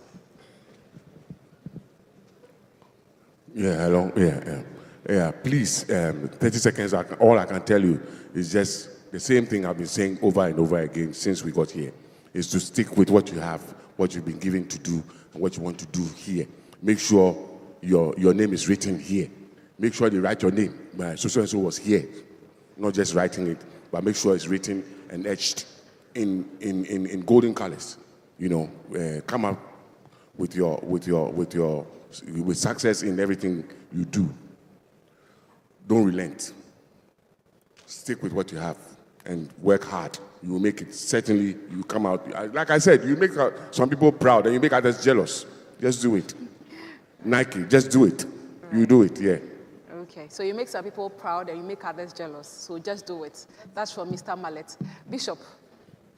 I will just take this opportunity to announce that some of us are back at the university. Not that we are back with Investor, but we are back to help you. To one of the titles of the book I wrote was Realize Your Potential. Together with Prof. Marian Dosa and SRC president and others, we're trying to put up some kind of a program that when last semester, was it, the end of the academic year, we ran a little program to help students. The title was Beyond the Walls of the University. How do you prepare yourself for the marketplace? We are working with them to also every year come out with a certain program which is not compulsory, but you are invited to go through it. And I pray that as first year students, if you can go through the program that with the support of DOSA and the SRC and KNUST that we shall be running, you have an opportunity to prepare yourself for the life outside the university. Take advantage of it as you hear about it and register with us. And I have formed what I call Bishop Kantanka Transformational Leadership Institute. We'll train you and help you to get through the university life and prepare you for the life outside the walls of the university. Thank you. Right. Honorable, please, your turn. Thank you very much. I think my final word to you is that make sure you leave an imprint, a mark, in the minds and hearts of your fellow students, positively. Because post-KNUST, I had enough of opportunities that came because one of your mates remembered that you were good at this. We need somebody for leadership. And they say, oh, I remember this lady, she was very good. We need somebody who is honest. Oh, I remember this gentleman, she was good. And that is what I'll leave with you. No matter what you're doing, wherever you find yourself, whether in the student leadership, politics, whether it is about communication, whether it's about, even music. I remember Jay Foley then was my mate at Gaza. Okay. Make sure you leave an imprint in the minds and hearts of your fellow students so that post the university, when we are looking for men of valor and women of valor in different aspects of life, your name will be one of them. Your own mates will remember to mention. I thank you. Right. Okay, so that's about a very wonderful summary. So we want to thank you, our distinguished guests, for making time out of your busy schedules to be here tonight and for being so wonderful with us. You've said so many things. I'm done with school, but I've learned so many things, and I'm sure that every other person here has learned so much also. And so on that note, we are bringing everything to a close. But then I would want us to stand up and appreciate them even as they take their seats down there, because they've done us a huge service. Okay. He said we should check the picture.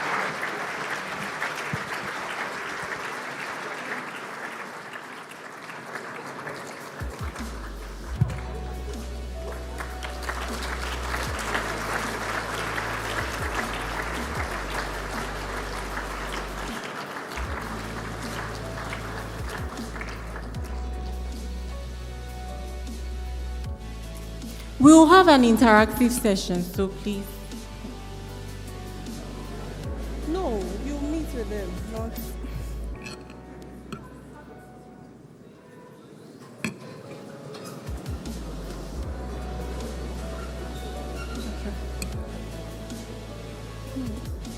Good of thanks. The person is in the picture. He's in the picture. Let's welcome the GRASAC president, Mr. Gabriel Alexander Kwevu, to give us the vote of thanks.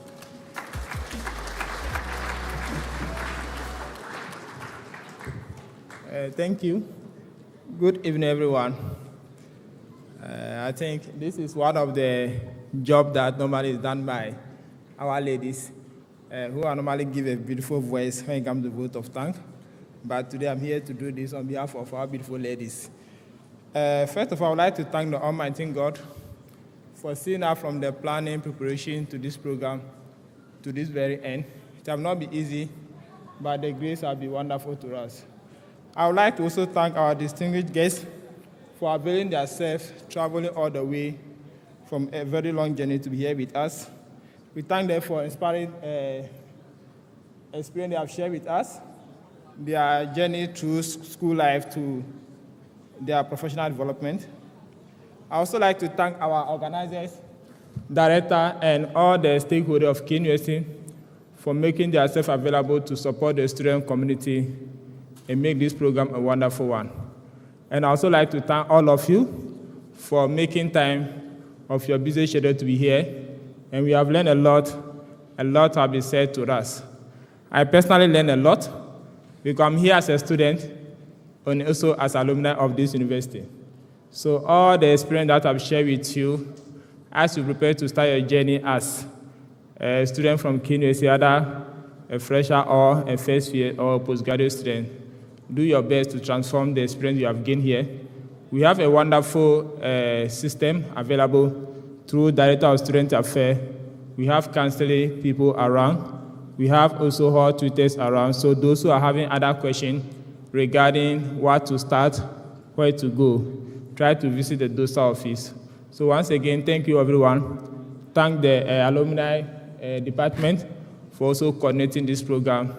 And we hope that next year, 2026, it will be a wonderful one. Thank you for coming. God bless all of you.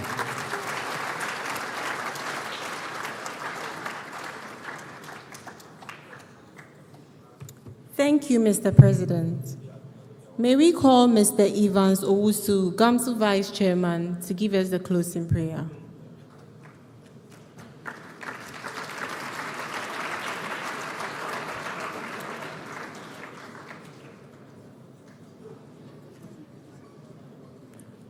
Okay, Mr. Owusu isn't here, so I would lead the closing prayer. Please close your eyes. Can we please stand?